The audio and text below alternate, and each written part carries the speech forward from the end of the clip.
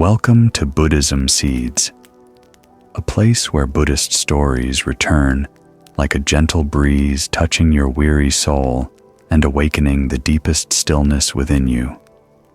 For over 2,000 years, Zen masters have walked through countless seasons of falling leaves and changing lives, realizing one simple yet profound truth.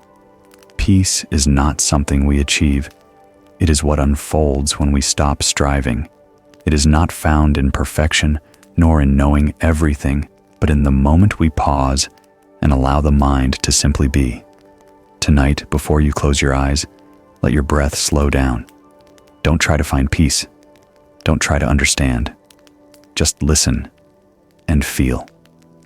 Let each story flow through you like a quiet stream, clear, gentle, and true. Not to be remembered, nor to be achieved, but to let your heart rest in what deep down it has always known. Amid soft-spoken voices and the hidden teachings of the Buddha woven through imagery and breath, you may see yourself there, a soul once weary, now returning home like a drop of water meeting the ocean. So let go of the burdens of the day. Inhale deeply. Exhale softly. Feel your body melting into the tender silence. Peace isn't far away, it has always been here, in this very breath within every story about to unfold. Now, let the voice and the ancient Zen tales guide you into the journey of stillness where every sound turns gentle and deep. Sleep is no longer a destination, but a natural part of awakening. Morning in the valley. The dawn light, thin as silk, brushes over green leaves. Rays scatter across the stream, breaking into shimmering patterns. The murmur of water blends with distant bird song, creating a strange kind of stillness, not entirely quiet, but alive with breath and rhythm. By the stream, Sora sits in meditation. His shoulders are heavy, his breath uneven, carrying a nameless confusion. Inside him, one question repeats again and again. Why does my mind grow restless the more I try to keep it still? For years he had practiced with strict discipline each morning, each night, sitting for hours in silence. He forced his breath to slow, his back to stay straight, his thoughts to disappear. But the harder he tried, the more unruly his mind became, like water. The more he tried to keep it still, the more ripples appeared. Light filtered through the branches, reflecting on his young, tired face. In that vast stillness, the sound of wooden clogs touched the ground. The old master approached light, yet steady, as if each step knew exactly where it was going. He stopped beside the stream, watching his student straining in the posture of effort. "How long have you been sitting like this?" the master asked, his voice low and calm. 7 years, master. And how do you feel?" "The harder I try, the more uneasy I become." The master smiled, not the smile of explanation, but of someone who had walked that same path. He looked down at the quiet stream winding among the roots and said, "Perhaps what you're trying to find is being hidden by your very effort to find it." The words were soft as wind, yet they loosened something tight within Sora. Amid the sound of water and light, something began to open, a peace, not born from effort, but from letting go, allowing the mind to flow in its own natural rhythm. They both sat by the stream. Morning light scattered on the water, dancing around them. The master picked up a small round stone and dropped it gently. A soft plop, ripples widened, shimmering like circles of time. "What do you see?" the master asked quietly, as if speaking to the stream itself. "The water is moving, master. And if we stop throwing stones..." Sora hesitated. Then it will be still. The master watched the stream winding around old roots, mossy stones, and into sunlight. He spoke slowly. This water does not try to flow, it flows because that is its nature. Your mind is the same. Peace is not achieved through effort. It appears when all effort dissolves. Sora remained silent. Within the murmur of water, something in his heart opened like a door. The master's voice blended with the stream. When you try to keep your mind still, you are throwing stones of fear, doubt, and control into your own clear stream. The more you throw, the more waves appear. The more you force, the murkier it becomes.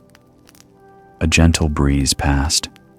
A yellow leaf drifted down, spinning before it touched the surface, then floated away, not resisting, not choosing direction. The master smiled, eyes warm as sunlight. Look at that leaf. It doesn't know where it's going, yet it isn't afraid. Because in surrender, it is already safe. Sora watched the small leaf drift, feeling his own heart soften.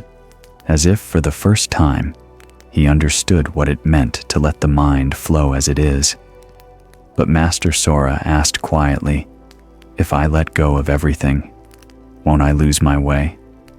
The master gazed at the slow-moving stream, silver in the light.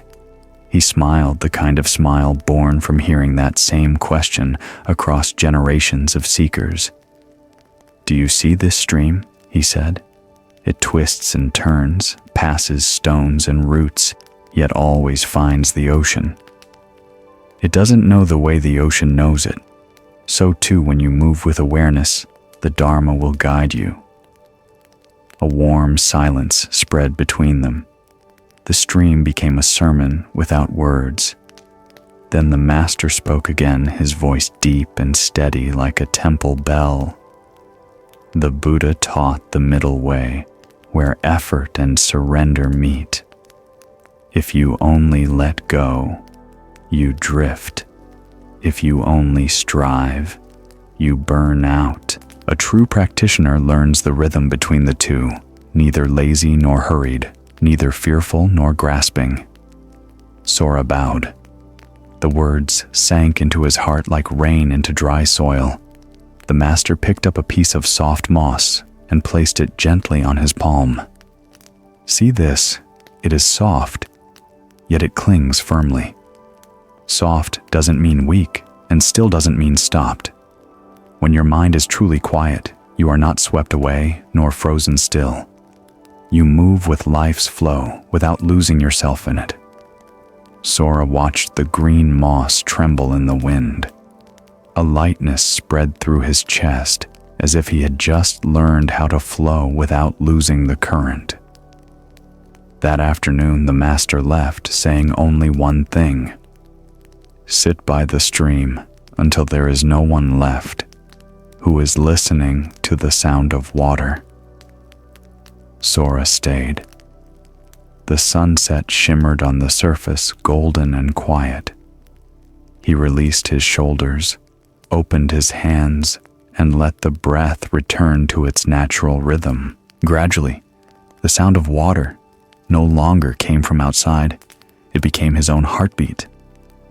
Every breeze across his skin, every rustle of leaves felt like the pulse of the earth, gentle, alive. He no longer tried to calm the mind, for he had seen the mind was already calm. The next morning, when he returned to the temple, his steps were different. Every motion, sweeping, folding, offering tea, carried a quiet depth. No effort, only presence. The master watched him silently, his eyes filled with knowing and peace.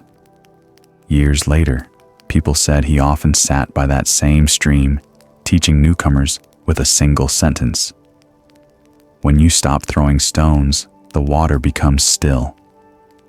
The saying spread through the monastery, not as a lofty idea, but as something lived and breathed. When angry, they remembered the stream. When anxious, They knew the water flowed, even when they stood still. When hurt, they understood that ripples need time, not control, to settle. Like the breath, the more you force it, the shorter it becomes.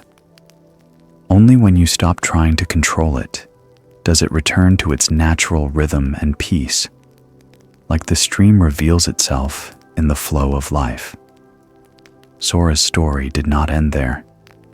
It was not about a monk attaining enlightenment, but about the journey we all share. Each of us has thrown stones into the water when trying to fix others' control emotions or cling to what we love. And like the stream, life never blames us. It keeps flowing until we grow tired and finally let go. Stillness is not found in effort, but in what remains when effort dissolves. That is the true nature of mind. When you sit quietly and look deeply into your breath, into each movement around you, you see that everything is unfolding without your control. Life does not ask you to resist to survive, only to be fully present in awareness, and then you will understand the ancient truth. When you stop throwing stones, the water becomes still. On his way back to the monastery, a soft breeze carried the scent of wildflowers. Sora passed by an old mirror covered in dust, its faint reflection glimmering in the light. A new question arose. If the mind is a mirror, where does the dust come from? From the still stream, the next story quietly begins. The dust-covered mirror.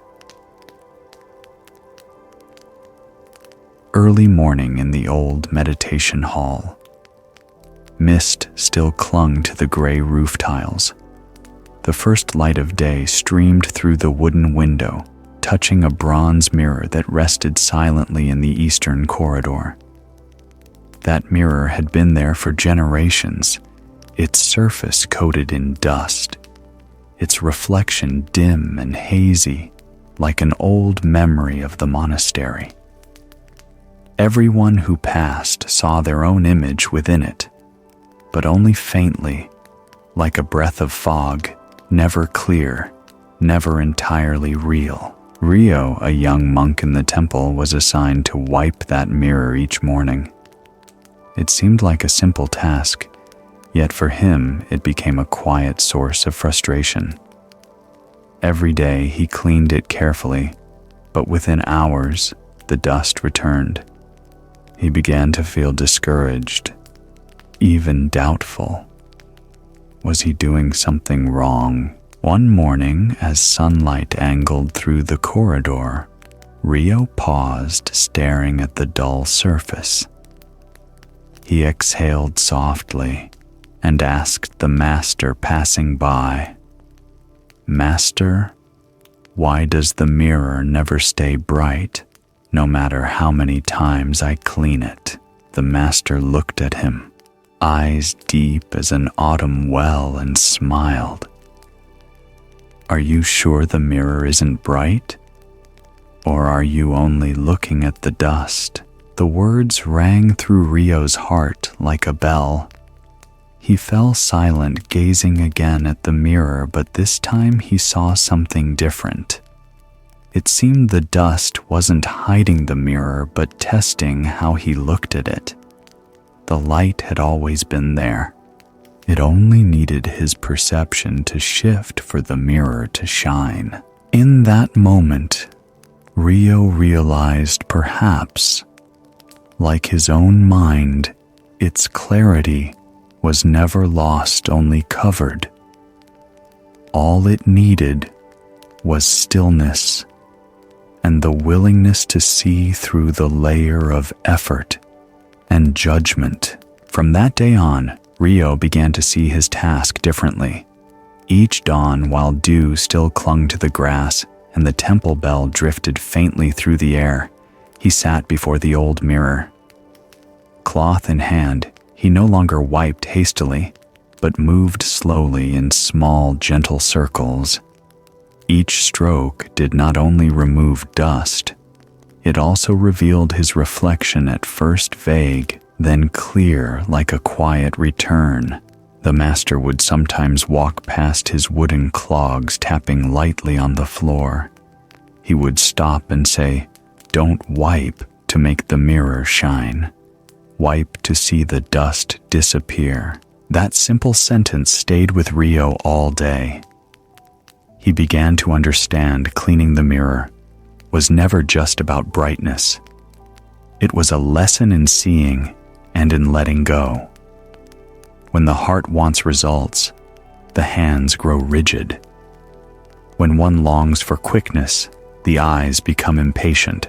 Day by day, his movements slowed, his breathing deepened. He noticed that each layer of dust was a thought in the mind, a desire for approval, a fear of being judged, a small longing to be seen. The harder he wiped, the wider the smudge spread. But when he simply breathed and touched lightly, the mirror grew clear again, not because of effort, but because interference had ceased. One afternoon, clouds gathered over the mountains, dimming the light. The mirror before him reflected only a gray mist. Looking at it, Rio felt a heaviness rise. All this cleaning, yet it still looks dull.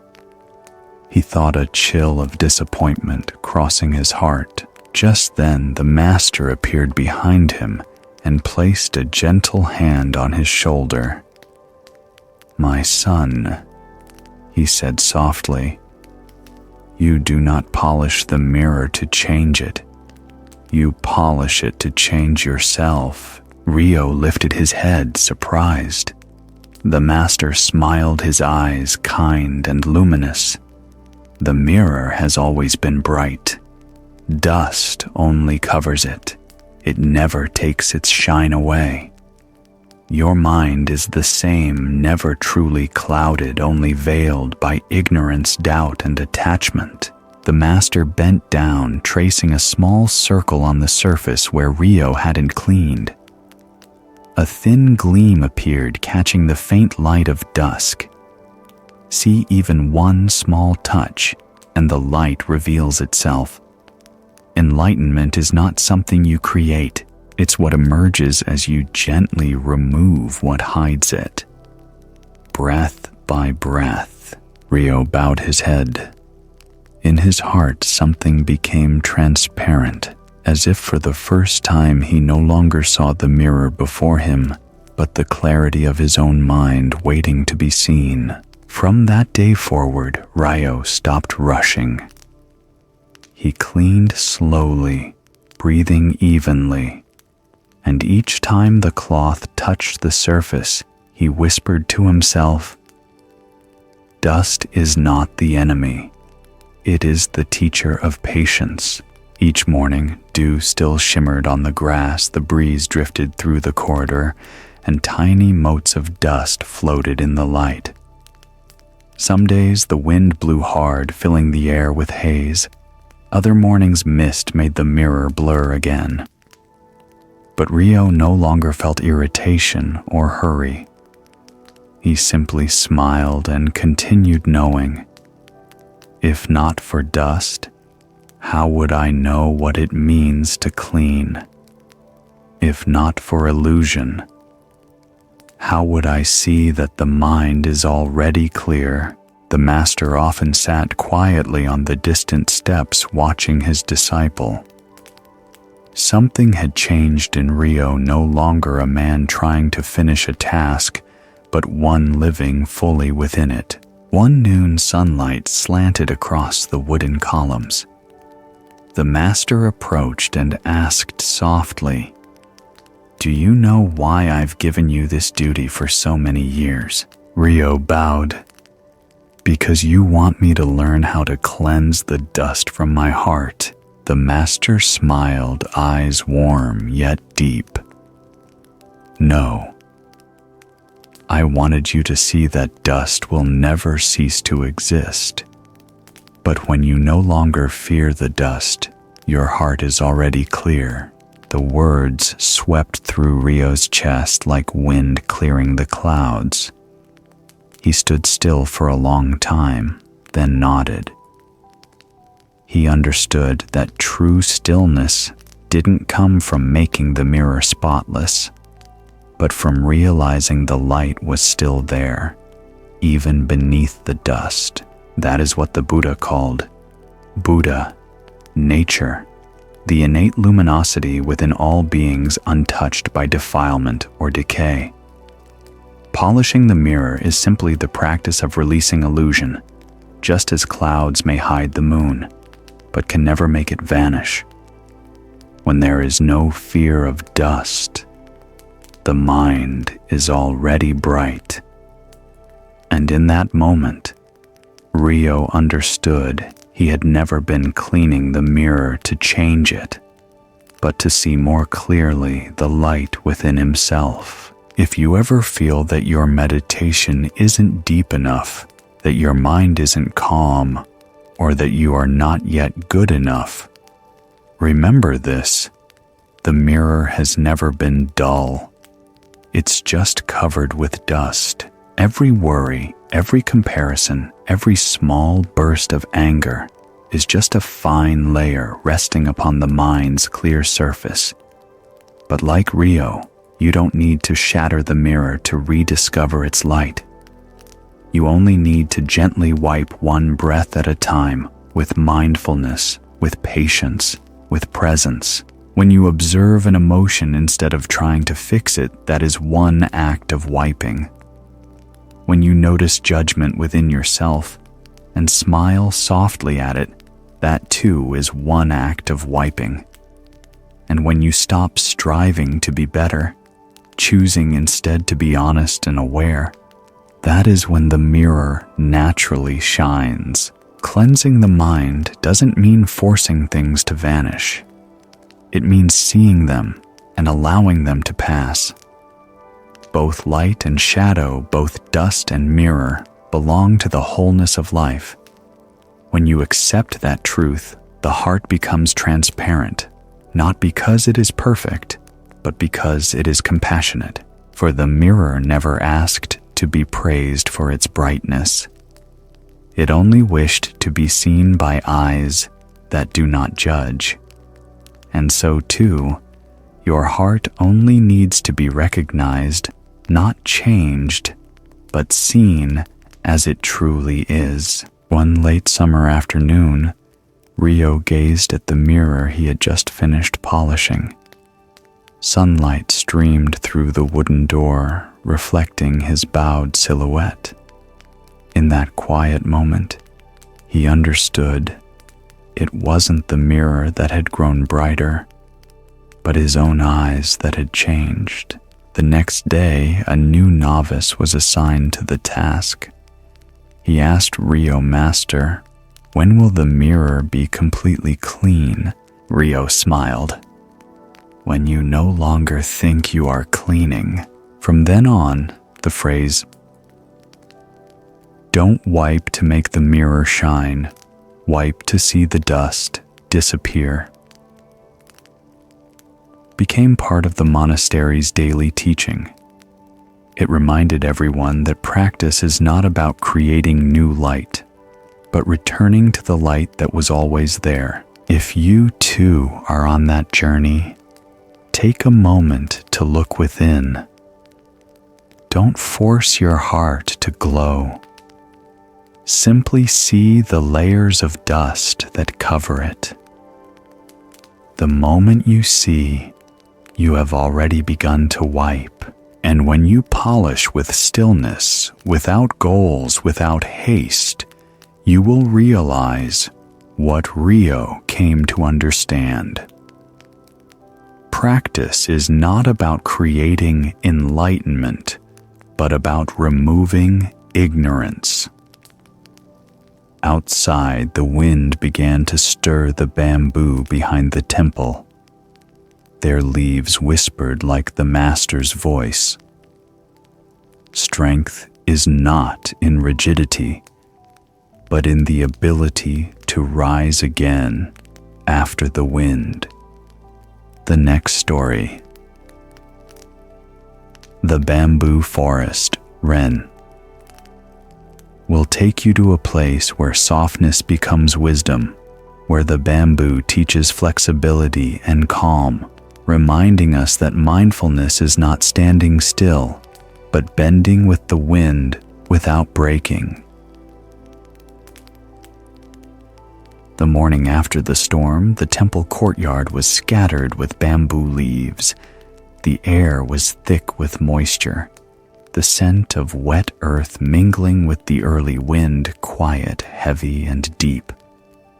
The forest behind the mountain looked as if it had just endured a great trial. Many old trees had broken, their leaves hung limp and tattered. But among that desolate scene, the bamboo grove still stood firm. Slender stalks bowed low tips, heavy with dew, swaying gently with the soft breeze, as if breathing together with heaven and earth. Ren, a young novice newly arrived at the monastery, was sweeping the courtyard, his heart still unsettled after the long, stormy night. The image of the resilient bamboo haunted his thoughts. For years, he had believed that survival required strength, resistance defiance, the refusal to bend before hardship. Yet that morning, seeing the thin bamboo standing tall after the storm, that belief began to tremble. When he met the Zen master under the veranda, Ren bowed and asked softly, "Master, I don't understand. Why do the large trees fall while the delicate bamboo does not?" The master looked out toward the forest, his voice gentle but profound. "Because the bamboo bows when the wind blows strong and rises again when the wind has passed." Ren was silent. The words sank into him like rain into dry soil. He sensed there was something beyond logic in them, a kind of strength, born not of hardness, but of yielding, of letting go. Still, he murmured almost defensively, "I've always thought only the strong can survive in this world." The master smiled, kind yet unwavering. "Perhaps, Ren, you should spend some time in the bamboo forest and discover for yourself what true strength really means." Those words felt like an invitation, opening a new journey for Ren. A journey to learn how to bow without breaking, to release without losing, to be soft and yet unshaken like the bamboo after the storm. The next day, Ren was assigned to split bamboo for a drying rack. Carrying a small knife, he stepped into the forest where the morning mist still lingered on the leaves. The bamboo stood close together, straight and tall, their jade-green surfaces gleaming in the pale sunlight. When the wind passed through the grove, sang a low, steady murmur like the breath of a living being. Ren chose a tall stalk and raised his knife, striking with force. The sound rang out sharp and hollow. The blade bounced back, leaving only a faint white mark. The bamboo did not fall. It merely trembled once and stood still again, as if untouched. Ren frowned, bit his lip, and struck harder, stronger, more determined. This time, the knife recoiled again, grazing his hand. A thin line of blood appeared on his skin. Just then, quiet footsteps approached. The Zen master passed by his robes, stirring lightly in the wind. He did not scold nor ask, only bent down, picked up the knife from the ground, and asked, "Do you know why your blade could not cut the bamboo?" Ren lowered his head. "Because the bamboo is too hard, master." The master shook his head gently. "No, Ren, it is because you are too hard." Ren looked up, startled. "I am hard, master, in your will," the master said. "You strike the bamboo to prove your strength, not because you need it, but because you wish to conquer it. But look, the bamboo only bends and returns. Its strength does not lie in its body, but in its flexible spirit. The master bent down, took a young bamboo shoot, bent it in half, then released it. It sprang back perfectly straight. See, flexibility is not weakness, it is harmony with what is. When the wind comes, the bamboo bends. When it leaves, the bamboo stands. People suffer because they demand the wind to obey them. Ren looked around. The bamboo grove swayed gently in the afternoon wind. Each stalk moved freely, none stiff, none resisting. In that moment, Ren realized the forest itself was teaching a Dharma lesson, not through words, but through the breath of nature. True strength was not in never bending, but in the ability to rise again after each storm. That night, Ren sat under the veranda gazing at the bamboo moving under the moonlight.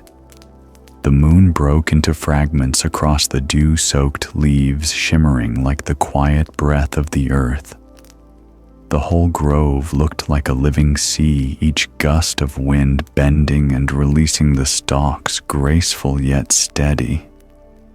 Ren's heart softened.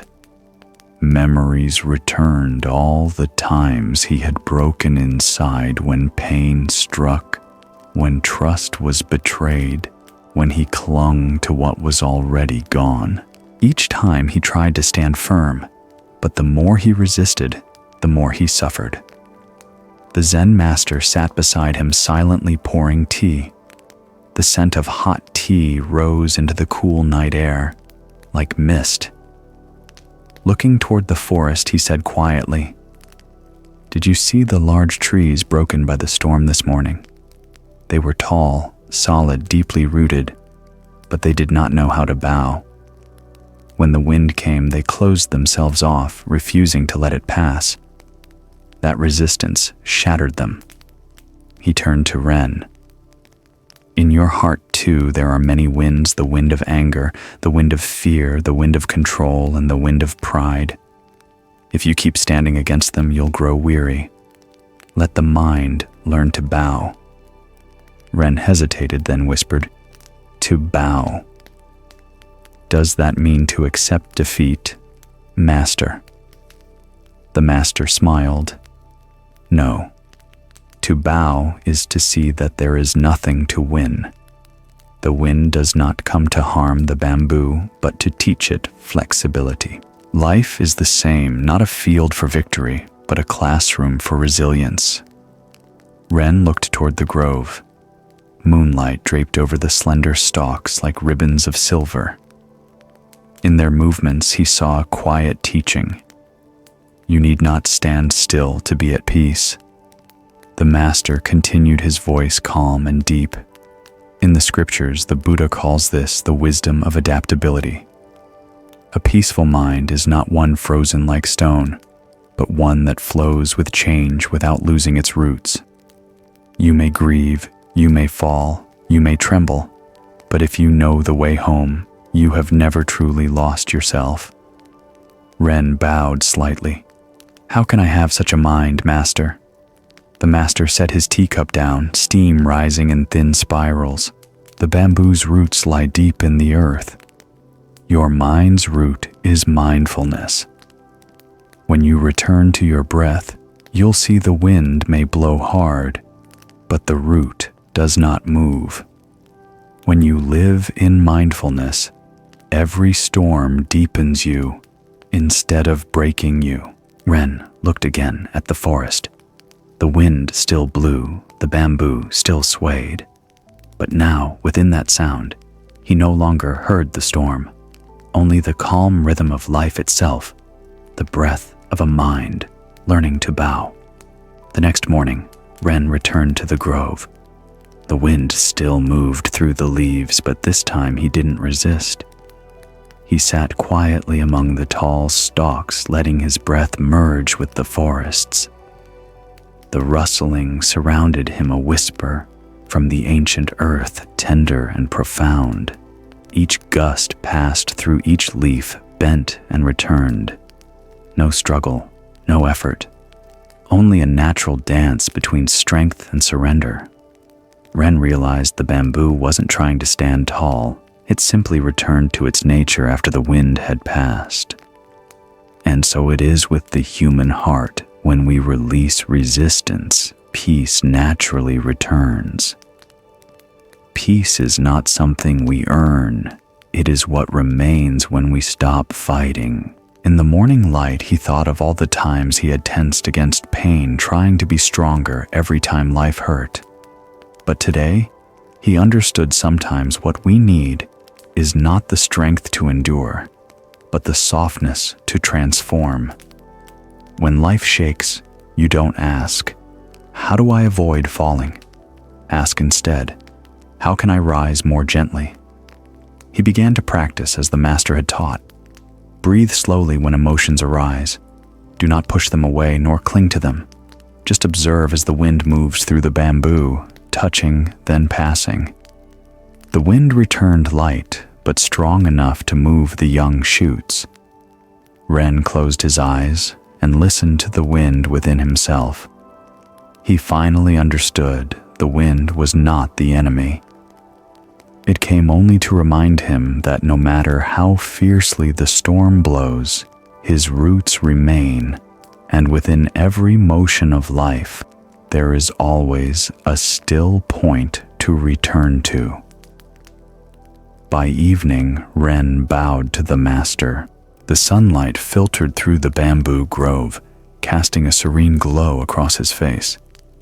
The master looked at him and asked softly, "Do you understand now why the bamboo survives the storm?" Ren smiled. Because it doesn't try to conquer the wind, it moves with it and then returns. The master nodded. Yes, true strength is not in avoiding the wind, but in standing back up after it passes. That night, the wind rose again. Ren lay listening, unafraid. The bamboo knocked gently against one another. Their sound, like distant temple bells, each note rising, then fading. With every breath, Ren felt peace within that movement itself. When the human heart can bend before pain without losing its roots, that is wisdom. When you can accept what comes without resistance, that is compassion with insight. And when the wind has passed, and only the bamboo remains standing under the moonlight, Ren smiled, realizing that true strength does not come from overcoming life, but from moving with it. At the edge of the grove, a kite was caught high among the bamboo, its silver string still tangled. The moonlight shimmered across the thread. The master pointed and said, "Every string has its reason to hold, and every kite must know when to let the wind carry it." And so the next story begins, The Kite and the String, Hina, where true freedom is not about flying far, but knowing where the limit lies, so you never drift away from yourself. An autumn afternoon. The wind drifted softly through the garden behind the Zen monastery. The sky glowed a warm gold. A few kites floated lazily in the slanted sunlight. The dry whisper of bamboo rubbing together blended with the laughter of children from afar, creating a gentle music that filled the tranquil afternoon. In that stillness, Hina, a young disciple, was flying a crimson kite. Her eyes sparkled as she watched it soar higher and higher, lifted by the rising wind. Each gust made the string tremble. The kite bent, tilted, then climbed again. Hina smiled, her heart swelling with joy as she watched it dance freely in the open sky. From the veranda, the Zen master stood watching silently. After a while, he noticed Hina's expression tighten. Her hands gripped the string hard, pulling it taut, as if she were trying to control the whole sky. "The wind's too strong, master," she called out. "I want it to fly higher, But the string keeps holding it back, the master replied slowly, his voice as light as the wind. If the string is too short, you may add more. But if the string breaks, what will happen to the kite? Hina paused for a moment thinking, then said, maybe. It will fly even freer. The master smiled gently. Perhaps you should try and see. His words were soft as a breath, yet they rippled through her heart like a quiet wave. She looked at the kite spinning in the sky and imagined the moment it would be free, no longer tied to the string. But then a strange feeling arose. If the string broke, would the kite truly soar higher? Or would it lose direction and fall never to return? In that afternoon wind, Hina began to understand some bindings don't confine us. They guide us. Sometimes freedom is not about cutting away, but about recognizing what keeps us steady. The next morning, the sky was clear and the wind strong. Hina went out again, carrying the same red kite and a brand new spool of string. The morning light glinted off the thin paper, making it shimmer like fire in midair. She let it go. The wind lifted it high. Each gust made it dip, twist, then surge upward again. The string in her hand grew taut, vibrating gently like a heartbeat caught between freedom and restraint. The wind picked up. The kite climbed so high the string stood almost vertical, pulled to its limit. Excitement mixed with frustration inside her. She watched the kite straining against the pull and thought, if only this string would stop holding it back, it could reach the clouds. Without thinking, she yanked hard. The string slipped from her grasp. For a brief, breathtaking moment, the kite broke free, rising higher, completely unbound, then suddenly spun out of control. It twisted in the wind, lost balance, and plunged down, becoming a small red speck across the golden field. Hina ran after it. By the time she reached it, the kite was torn, tangled among bamboo stalks, its paper ripped apart and fluttering in the wind. She stood there, breathing heavily, her heart sinking with a hollow feeling, a kind of emptiness shaped like freedom. Behind her, the Zen master appeared, holding the broken string in his hand. He said quietly, "Do you see now? As long as the string remained, the kite could fly. When it broke, it no longer knew which way was wind and which was ground." Hina lowered her head. The master's words echoed in her chest like wind passing through bamboo. She realized then what she had called a limitation was often the very foundation that made freedom possible. Not every bond is a chain. Some are the threads that keep us from being lost. They sat together beneath the bamboo grove. The wind had softened, carrying the scent of wet earth and the murmur of leaves. In the distance, another kite floated gracefully, its slender string tracing a soft curve between the clouds and the pale evening light. The master's gaze followed it, his eyes calm and bright. "Hina," he said, "what do you see when you look at that kite?" She answered quietly, "It's flying so high, master, and the string looks so thin." He nodded. "Yes, it's thin, yet that very string tells the kite where the wind flows and where its center lies. Without the string, it couldn't return. It wouldn't even know where it was going." Hina fell silent. After a long pause, she murmured, "I used to think freedom meant having no ties, but now I'm not so sure." The master smiled a smile, warm as early autumn sunlight. The Buddha once said, "Discipline is the wing of freedom. Without moral guidance, we're carried away by impulse. Without the string, the kite flies only until the wind stops. Rules. Boundaries discipline, they do not confine you. They keep you from drifting out of the sky.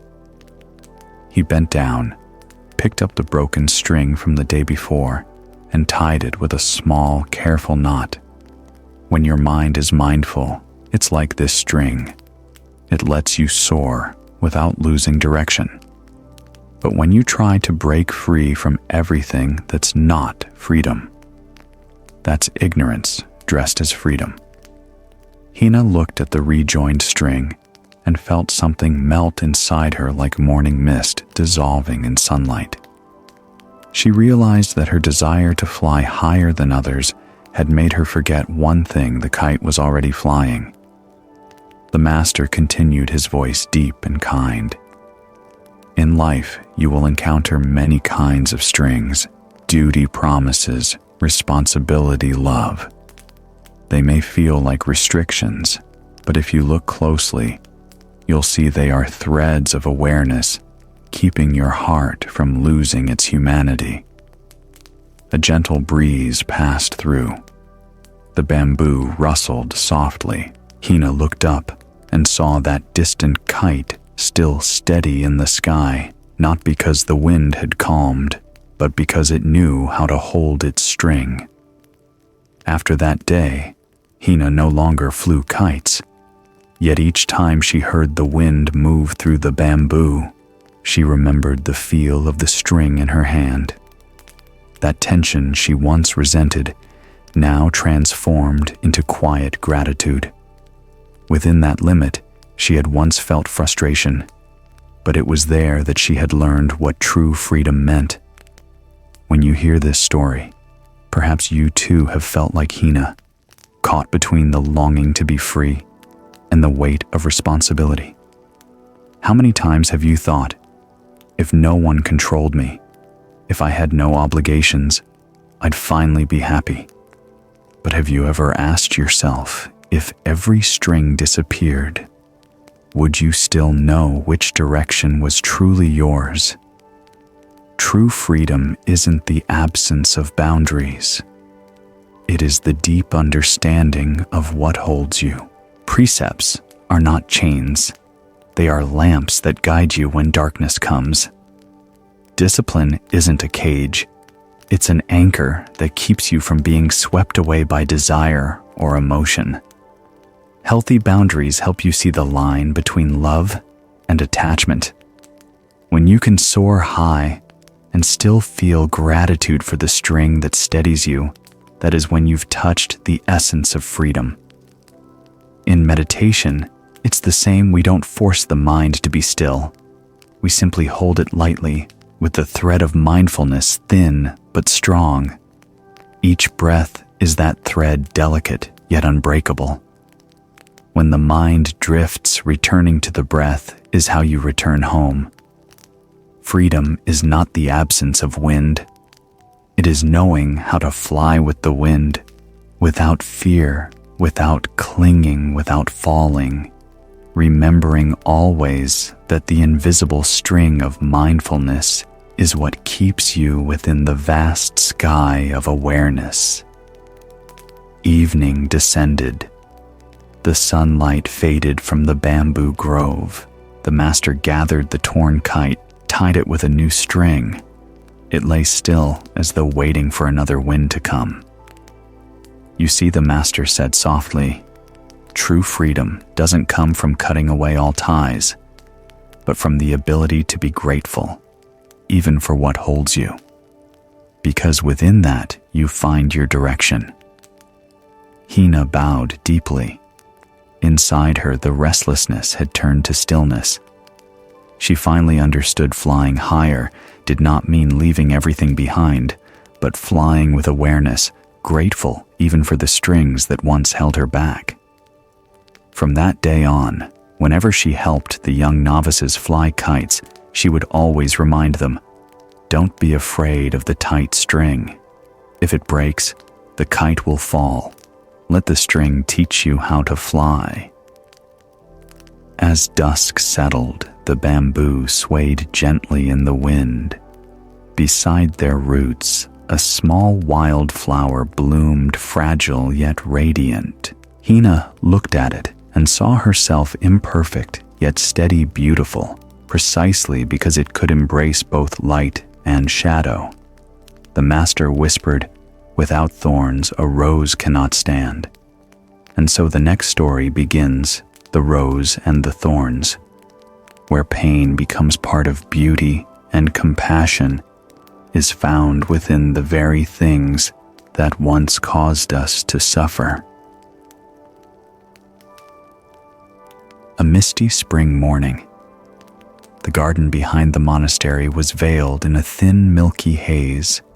Gentle sunlight filtered through the trees, touching the dew still clinging to the roses, making them glisten like tiny gems. In that quiet stillness, Kenta, a young novice, bent down, carefully tending to each rose bush. Every motion of his hands was slow and deliberate, as if he were touching something sacred. Then a soft gasp. He pulled his hand back. A thin thorn had pierced his finger, and a bead of bright red blood welled up against the pale petals. Kenta frowned, plucked the thorn out sharply, and let the branch fall to the ground.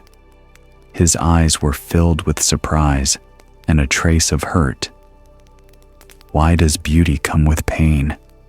he whispered, his voice trembling like the morning mist. The question sounded innocent, yet it echoed with something deep and uncertain. Why is it that when we reach for what we love most, we are often the most easily wounded? Why do the things that open our hearts also make them bleed? Kenta sat down, watching the drop of blood fall beside a rose petal and sink into the soil. In that quiet moment, he felt something strange, as if the pain wasn't meant to frighten him, but to teach him how to touch life more gently. He didn't know it then, but that instant had begun a new journey. One that would lead him to understand the connection between beauty and pain, between compassion and the wounds every heart carries. A journey that only begins when one dares to let the thorn touch the skin. That evening, as the sun dipped behind the temple roof, Kenta approached the old Zen master sitting by the veranda holding a steaming cup of tea. The scent of tea mingled with the earth and the faint fragrance of roses from the garden. Kenta sat down beside him, still troubled. "Master," he began softly, "I don't understand why roses need thorns. If they didn't have them, I could touch their beauty without getting hurt." The master didn't answer right away. His gaze drifted toward the garden, where hundreds of roses swayed gently in the twilight breeze. A wind passed through, and the petals quivered, releasing a soft fragrance like the whisper of the earth. He asked quietly, "If roses had no thorns, would you still dare to touch them?" "Of course," Kenta replied, puzzled. "I'd hold them gently." The master smiled, his voice as soft as rising steam. "But without thorns, they'd be plucked in moments. Everyone would want to keep their beauty for themselves. Thorns don't exist to cause pain. They exist to protect life." The words sank deep into Kenta's mind like a drop of water rippling across a pond. He looked down at his hand, where the tiny wound still glowed red. But if thorns hurt others, can they still be called compassionate? He asked. The master set down his cup and looked into the distance. "You're seeing only from the outside. Look deeper, and you'll realize the thorn never intends to wound. It's simply the way the rose survives in this world. Pain comes only when we touch without mindfulness. It's not the flower that hurts you. It's your mind forgetting how to touch with awareness." Kenta bowed his head. The evening breeze stirred the roses by the veranda, and in that moment he sensed that beauty and pain had never truly been separate. In the days that followed, Kenta continued tending the rose garden, but with a quieter heart. He no longer avoided the thorns, nor blamed them when he was pricked. Each time he felt pain, he simply paused, took a deep breath, and observed the sensation, as if welcoming an old friend. The sting no longer made him shrink away. It became a gentle reminder that he was alive, still learning how to touch life mindfully. One morning, as the mist still clung to the air, Kenta was trimming dry branches when he noticed something. Roses weren't the only ones with thorns. His heart had them too.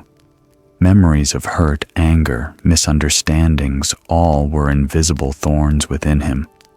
He wondered if the heart had never been pierced by suffering, would it still know compassion? He remembered the Master's words, "Without pain, you cannot understand compassion. Without darkness, you cannot see light. The thorn is what makes the rose real, just as suffering makes the human heart deep." Kenta lifted his gaze to the garden. He now saw what he'd missed before. Branches without thorns were fragile, easily eaten by insects, easily broken by wind. Those with thorns were strong, their flowers lasting longer. The thorns did not spoil their beauty. They made that beauty resilient. And then he understood true beauty doesn't lie in perfection, but in the ability to remain upright amidst pain. The spiritual path is the same, not to remove the thorns in the heart, but to learn to bloom with them. He recalled another morning's teaching. A monk seeks freedom, but without discipline, freedom becomes indulgence. Precepts and limits are like thorns not to bind, but to keep us from being swept away by craving and impulse. A rose without thorns breaks with the first careless hand. A breeze swept through the garden, the petals stirred, and Kenta smiled. He realized that roses survive because of their thorns, and perhaps humans endure because of their suffering. Only through pain does compassion learn to bloom. One afternoon, rain began to fall. The first drops of the season hit heavily, bowing the roses toward the earth. Kenta sat under the veranda, holding a warm cup of tea, watching the drenched garden shimmer. The roses trembled in the rain, but did not curse the sky. The thorns stood firm and silent, shielding the blossoms from the pounding drops. Amid the sound of rain, something shifted inside him. He thought of those who had hurt him, of words that once cut deep. But now, he no longer saw them as people who wounded him, but as roses carrying their own thorns, their fears, their defenses, their unhealed scars. He realized that they too were only trying to protect themselves, and in their clumsiness had caused pain. A warmth spread through him, not pity, but understanding. He saw that when you truly see the thorn in others, you no longer wish to hurt them. Compassion doesn't arise from weakness, but from seeing the fear beneath another's anger.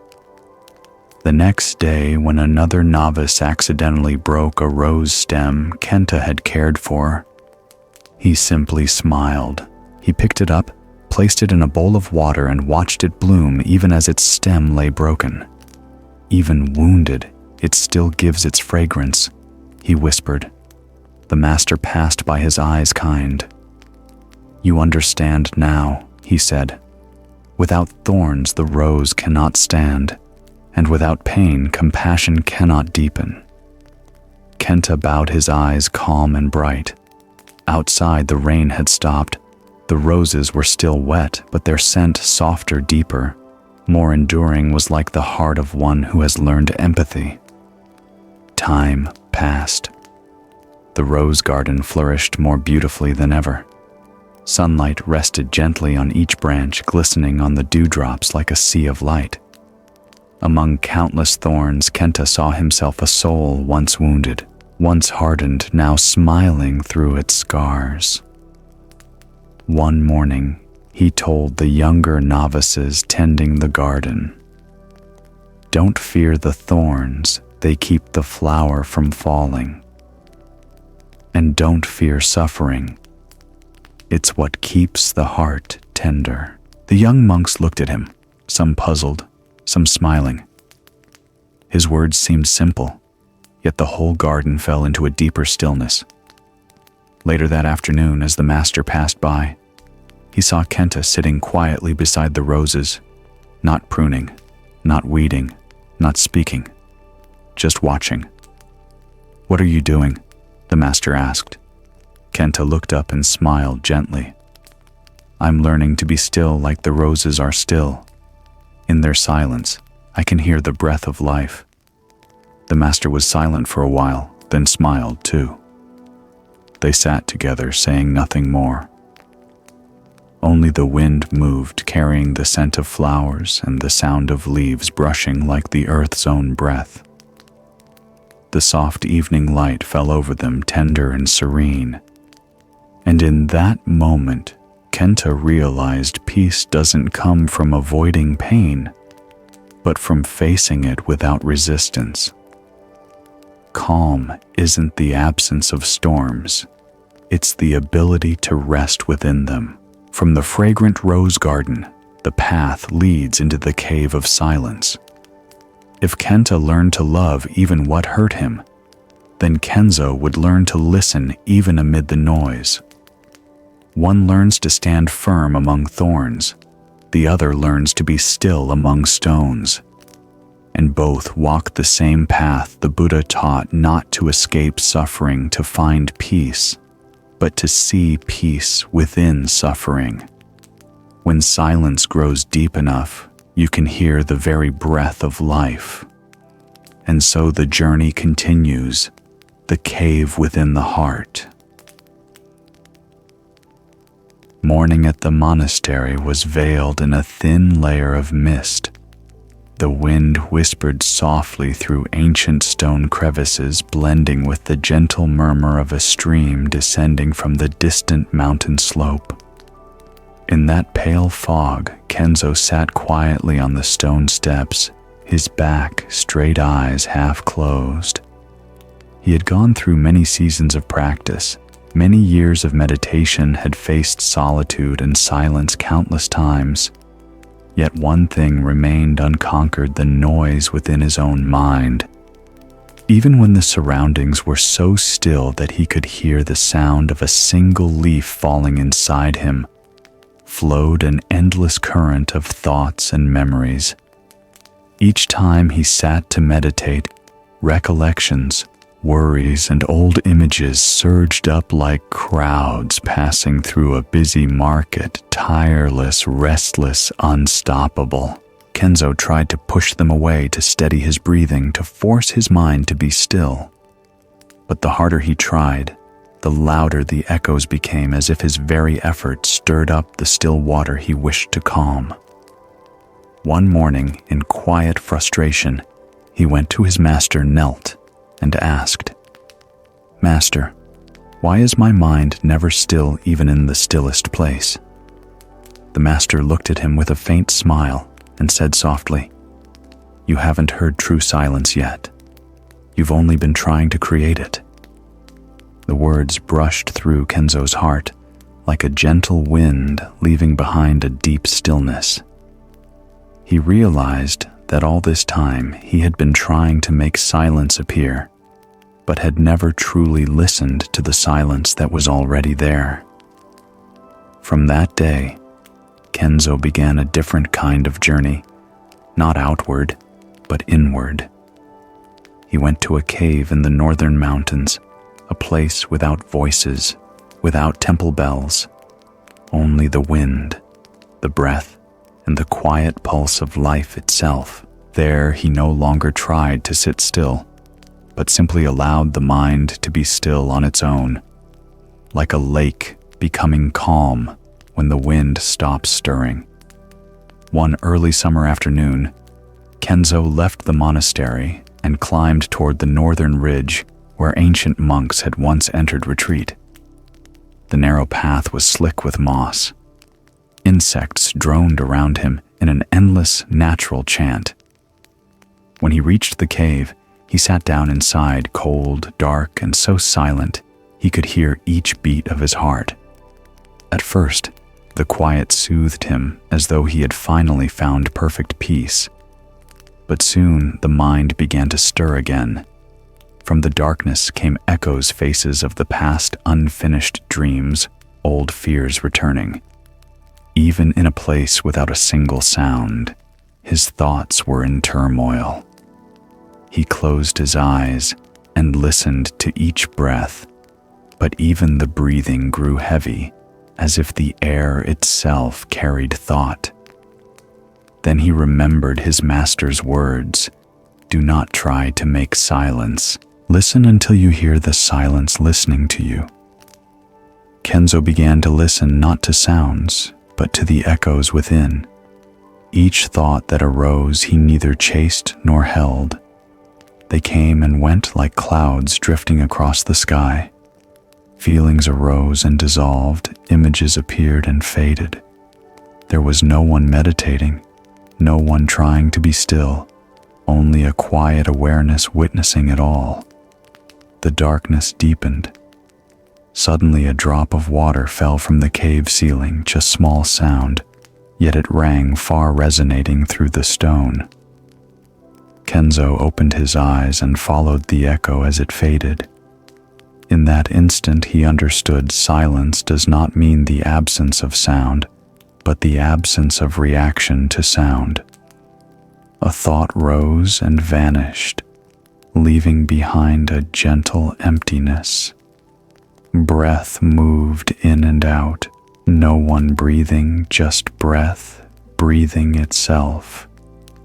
No one listening, just silence resonating in itself. In that stillness, Kenzo touched what his master had spoken of: the primal silence, uncreated and indestructible. In meditation, people often mistake silence as the result of effort. But effort itself is noise. As long as the mind still wants to become still, there remains a doer, someone trying to bend the river of awareness to his will. And as long as the doer remains true, stillness never appears. Kenzo began to understand this, not with thought, but through breath. In the cave's darkness, each time he thought, "I am still," the thought itself shattered the stillness. Each time he tried to keep the mind unmoved, the very effort became movement. Like water, the more you try to make it smooth, the more ripples rise. True stillness isn't something achieved. It reveals itself when there is no one left to achieve it. He recalled his master's words, "Don't try to make the water calm. Just stop stirring it." So Kenzo let go. He no longer observed to be still, but simply was present in the wind and the drip of water, in his own heartbeat. One night, moonlight streamed faintly through a crack in the cave wall, glimmering on the stone surface. The wind hummed softly through the narrow openings, blending with the steady dripping of water. Everything became one, the breath of the earth itself. There was no inside or outside, no movement or stillness, only life flowing effortlessly. And in that flow, Kenzo finally understood what years of meditation had sought to reveal. Silence is not something to reach, but the natural state of all things when desire fades. When the mind stops seeking peace, peace appears. When it stops trying to understand, understanding arises. when it stops striving to become one, simply is. In that moment, Kenzo was no longer a man seeking enlightenment. He was breath, wind, water, silence resonating within itself, and in that doing nothing, the pure stillness he had long searched for finally smiled back at him. On the third day, Kenzo stood and walked out of the cave. The morning light poured down the valley like golden honey. Birdsong rose clear and bright, not noisy but crystalline, each note opening a new layer of calm within him. He realized silence is not in dark caves or quiet places. It lives in the heart that listens without choosing. He went to the stream, cupped his hands, and let the cool water wash his face. It swirled around his fingers and flowed on unresisting. Water does not choose direction, yet it always finds the sea. Kenzo smiled softly. Perhaps his path was the same. No longer resisting, no longer clinging, just walking, just living present in each drop that passes. A gentle breeze moved through. In that wind, he felt clearly that every pain, anger, failure, and loneliness was now being rinsed away. They hadn't vanished, but no longer had the power to rule him like mud resting quietly at the bottom of a lake. He saw all outer noise is but a reflection of inner noise. When the mind settles, the world settles. When the mind is clear, everything shines. That night, before leaving the cave, Kenzo bowed 3 times, not out of ritual, but gratitude. Grateful for the echoes that once exhausted him, for they had taught him how to listen without judgment. He realized silence is not the absence of sound, but the full presence of awareness. When he returned to the monastery, the master stood waiting at the gate. "Have you found your refuge?" he asked. Kenzo smiled gently and replied, "No, master, I've stopped searching." In that moment, amidst a smile, a breeze, and a breath, silence revealed itself once more, beyond words, beyond thought. Only pure presence remained, like the world's first morning. Years later, Kenzo became a teacher for younger monks. He never taught them how to quiet the mind, but how to listen to their own noise. He would often say, "Silence isn't about stopping the voices, it's about understanding where the voices come from." Once a student asked, "Master, where should I go to find true peace?" Kenzo pointed to the night sky, where wind drifted through passing clouds. "Go to the place where you no longer wish to go," he said. "There peace is always waiting." Silence, he continued, is not the result of practice. It is the ground of all practice. It has never left you. You've only wandered too far to notice it's still there. When the mind rests like Kenzo's, the next journey is no longer about seeking silence, but learning to release the old. Just as a rose can only bloom when it allows the thorn to guard it, a human being can only be renewed by daring to leave what has grown worn. From the cave within the heart, we step forward to meet Mira and learn how to smile in the rain of change.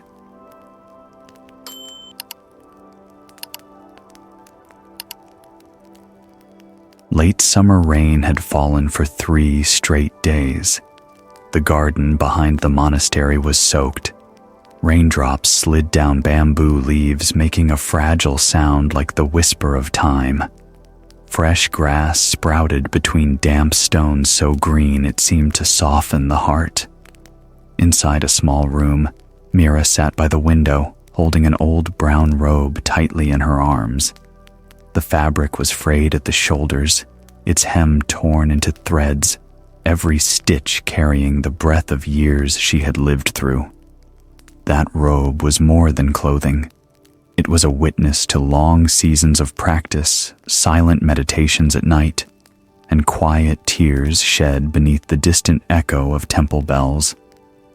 The elder nuns urged her to replace it. The old one was too worn. But Mira shook her head, her voice barely louder than the rain. This robe is part of me. If I let it go, I lose myself. In truth, Mira wasn't afraid of losing a robe. She feared losing the days it held the emotions and beliefs that once defined who she thought she was. Keeping the old robe was her way of clinging to the past, a place that, though faded, still felt familiar and safe. But as with all things, nothing stays when conditions change. That morning, the third rain came colder, heavier, quieter than before. When Mira opened the door, a gust of wind swept in, drenching the robe in her arms. The soaked fabric grew heavy and cold against her skin. And in that moment, she knew it was time to let go. Later that morning, Mira went outside to gather the robes left hanging overnight. Raindrops still clung to the bamboo branches, trembling between falling and staying. A sudden wind blew from the valley, sharp and chilly. Her beloved brown robe slipped from the line and fell into the mud. Startled, Mira rushed forward, slipping on the wet ground. She lifted the robe and wrung it out desperately, but the weakened fabric tore easily, a long rip splitting across the chest. She froze, then sank to her knees. Rain kept falling, mingling with the muddy water and with the faint redness in her eyes. She wasn't crying for the robe, but for the emptiness that opened inside her, the feeling of losing the only thing that had seemed safe. The robe had been more than cover. It was a fragile boundary between her and the world. Each time she wore it, she could hide within its worn fabric, where fears stayed tucked beneath its folds.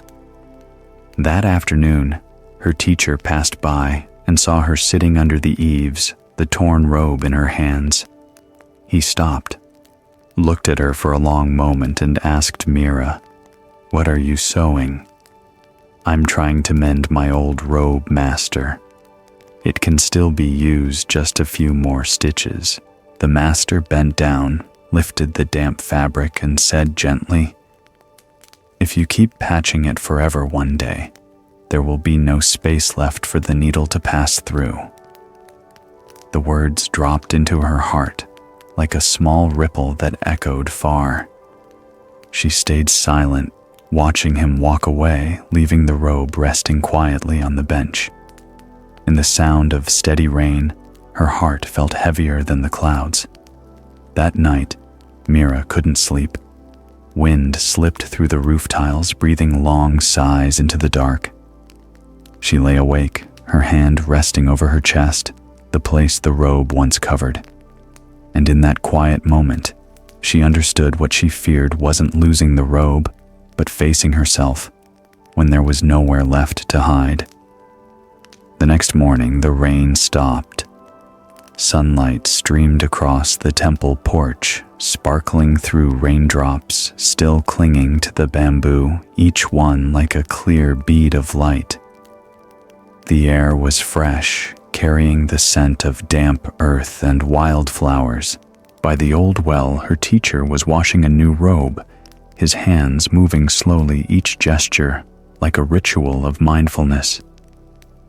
Mira approached, stepping softly on the wet bricks, and bowed.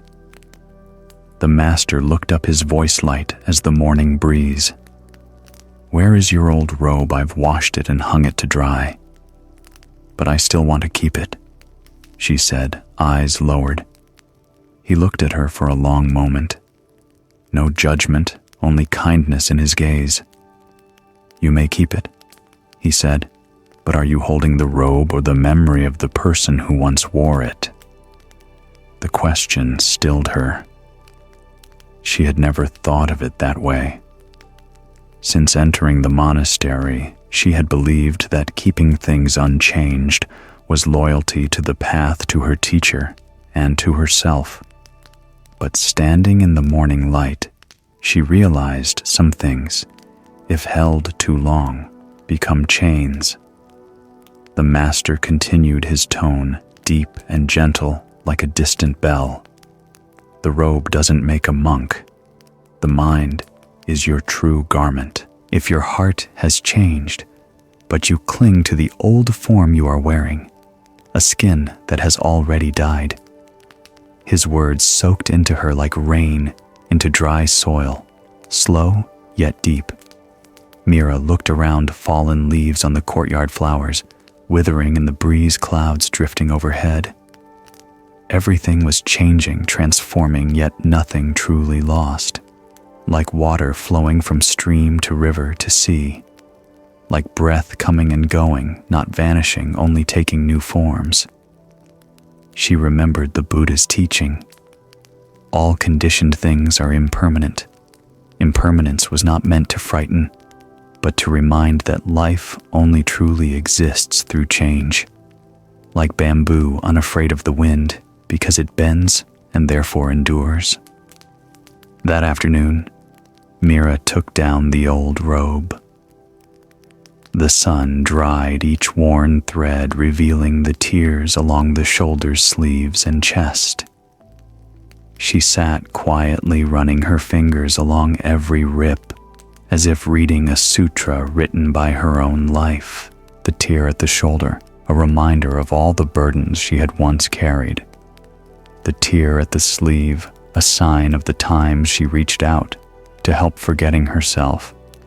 And the rip across the chest, the weight of a heart still bound by the past.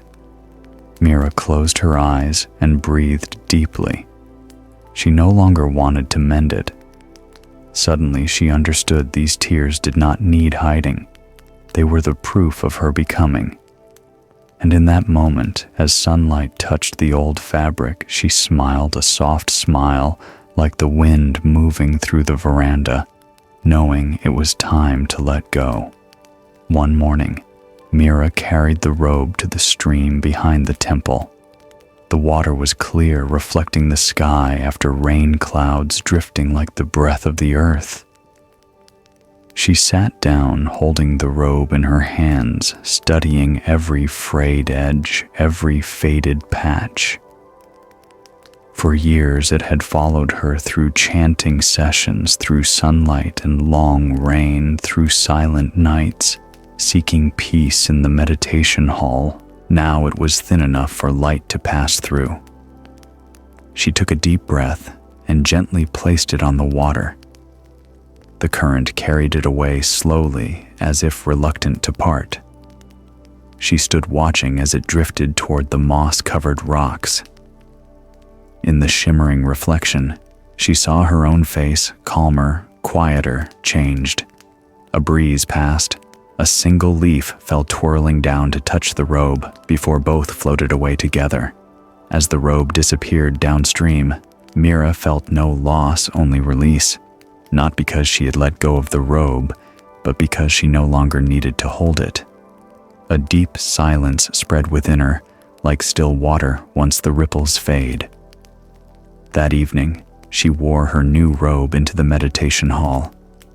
The lamplight cast a warm glow on her face. Her sisters saw her and smiled. One asked Mira, "How does it feel?" She replied softly, her voice warm as the late-day sun, like stepping outside after the rain, cold but free. From that day on, Mira spoke little of the past. She tended the garden, swept the meditation hall, and taught young novices to copy sutras. She was still Mira, but in her every movement there was a new peace light, as breath deep as water. One afternoon, the master found her under the eaves and asked, "Do you still remember your old robe?" Mira smiled. "Yes, master, but I don't need to wear it to remember." He nodded as if he already knew her answer. "That's right. Letting go is not betrayal. It is permission to be reborn. She kept those words close to her heart, and whenever someone spoke of regret, she would simply smile and tell them the story of her old robe, a story that always left them silent and understanding.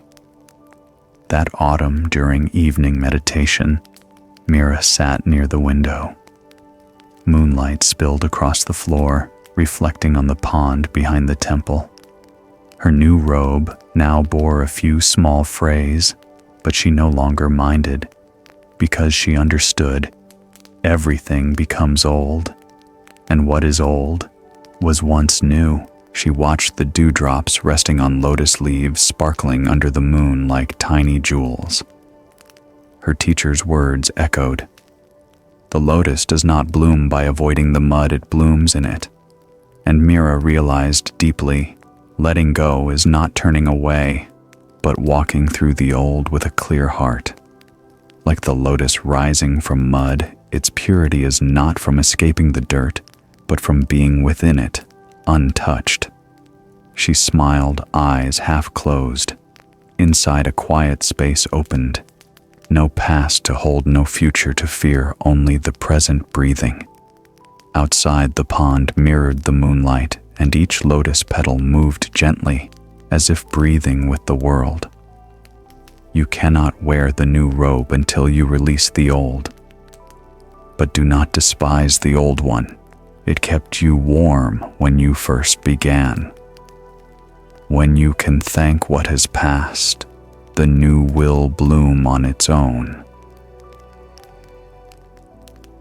Early autumn morning.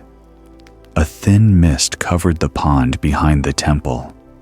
The first light of dawn fell on the water, forming shimmering ribbons that seemed to stir the dreams of the earth. The fading scent of late-season lotus drifted in the breeze, mingling with birdsong and the distant echo of temple bells. By the pond sat Jun, a young novice monk, his arms wrapped around his knees, eyes following each petal that fell from the lotus flowers. He had been struggling for weeks in his practice. Though he diligently chanted, sutras swept the courtyard, and meditated each morning, his heart would not settle. Whenever he made a small mistake, he scolded himself. When misunderstood, he withdrew into silence. Jun wanted to become pure without error, without dust, without criticism. But the harder he tried, the more exhausted he felt. That morning, as he looked into the pond and saw the thick layer of black mud beneath the white lotuses, he sighed. Why can lotus flowers grow in mud and still be beautiful? I want to be like the lotus, but I'm afraid of the mud. A calm voice rose behind him. His master was passing by, broom in hand, and stopped at the pond's edge. The teacher's eyes were still like the water's surface, yet deep as its bottom. It's because you only want to be the flower, Jun, the master said softly. But the flower has never been apart from the mud. It's the mud that nourishes it. Without the mud, the lotus cannot live. Jun looked up. The breeze stirred the strands of hair by his ear. He gazed at the lotuses, still fragrant, surrounded by mud. In that moment, his heart opened with a quiet clarity. Perhaps the path was not about avoiding darkness, but learning to bloom from within it. That silent morning by the late-season lotus pond became the beginning of his true journey. The one where Jun began to understand. Enlightenment is not about leaving the world, but living within it, without attachment. That afternoon, the master led Jun onto a small wooden bridge over the pond. The water lay still, like a mirror reflecting the sky and drifting clouds. The late sun spread a gentle gold across the surface. Far away, the temple bell rang its sound, long and slow, fading like a deep breath. "Look down," the master said. Jun leaned forward, Beneath the clear water, he saw shining threads of mud, fallen leaves, and the roots of lotuses reaching deep into the earth. "What do you see?" "I see the mud, the fallen leaves, and the roots," June replied. The master nodded. "Do you see the mud, making the lotus less beautiful?" June was silent. The wind rippled the golden reflection across the pond. After a moment, he shook his head. "No, master. It seems the lotus lives because of the mud." The master smiled. "Exactly. A practitioner, like all people, will never find peace by escaping imperfection. Peace doesn't depend on where you are, but on how you see." Jun lowered his gaze, feeling something loosen in his chest. The master continued, his voice deep yet warm. "Mud is not sinful. It is simply the condition of growth. But when your heart fears the mud, you close yourself off, you lose your ability to bloom. Fear itself is the thickest mud of all." The words struck Jun deeply. He looked at the pond again. The water didn't reject the mud. It embraced it, nurturing the lotus to rise. In the days that followed, Jun visited the pond every morning. He sat by the water's edge, meditating, breathing with the wind. Some days the sky was clear and the pond mirrored its radiance.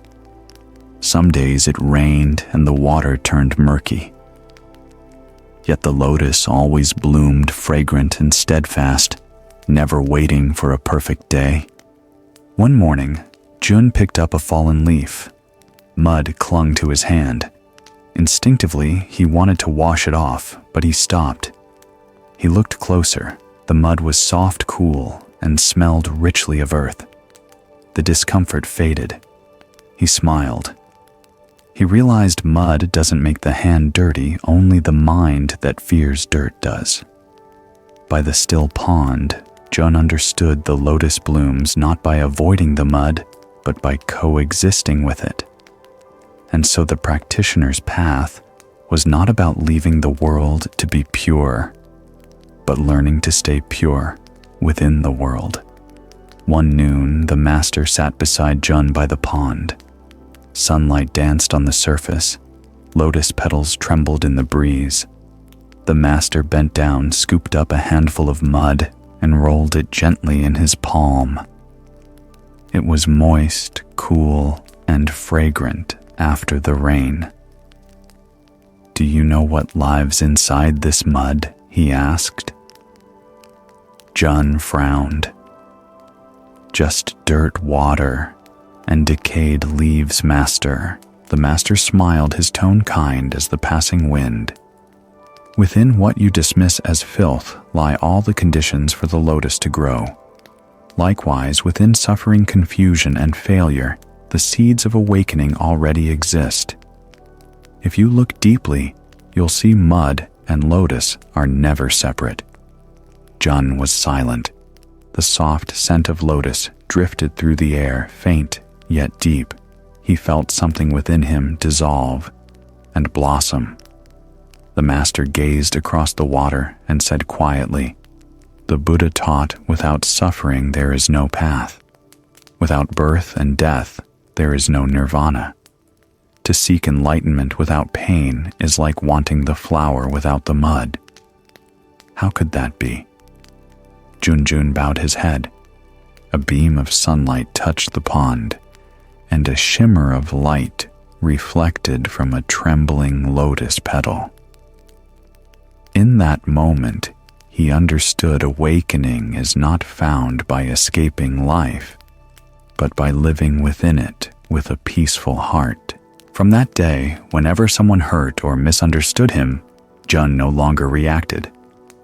He paused, took a breath, and watched the feeling rise inside, as if observing mud stirred from the pond's floor. He didn't push it away, nor let it drown him. He simply watched. When anger came, he acknowledged it.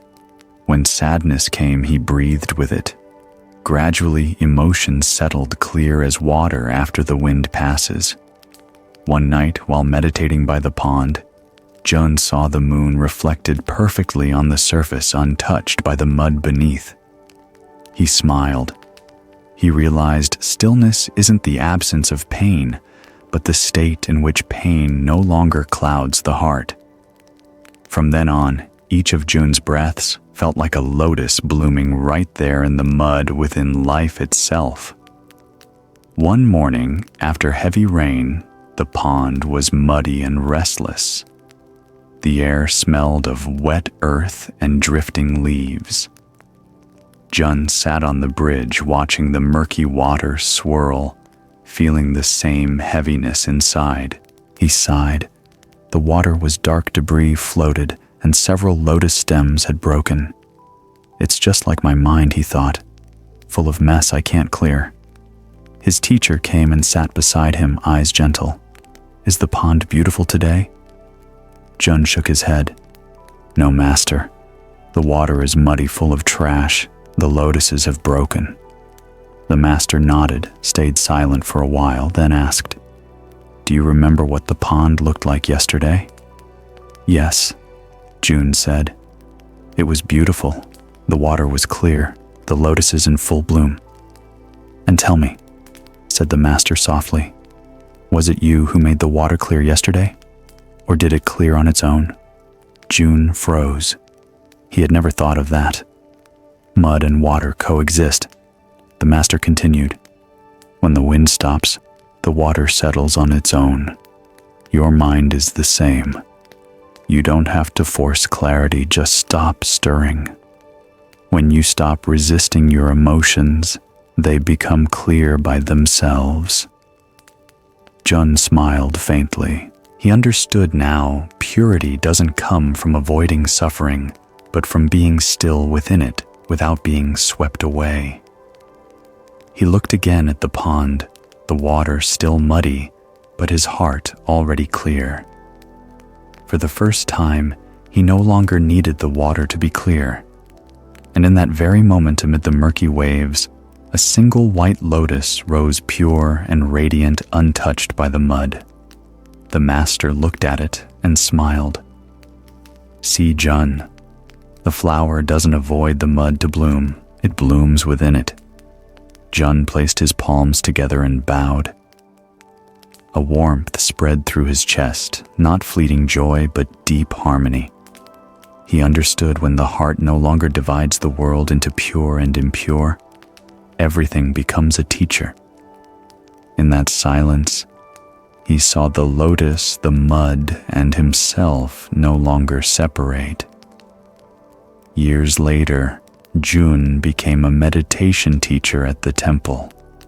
He spoke little about enlightenment, never about lofty philosophy. When asked, Master, how can we keep our hearts pure in a world so full of pain? Jun simply led them to the lotus pond, pointed to the water and said, Don't try to make the pond clear. Just look deeply and leave it still. At first, people didn't understand. But when they looked closely at the flowers blooming above the mud, they fell silent. And in that silence, something in them softened, like the last drop of dew sliding off a petal. Jun smiled gently. Inside, he was still the same young novice, but changed, no longer seeking to escape suffering, only learning to walk through it with a clear heart.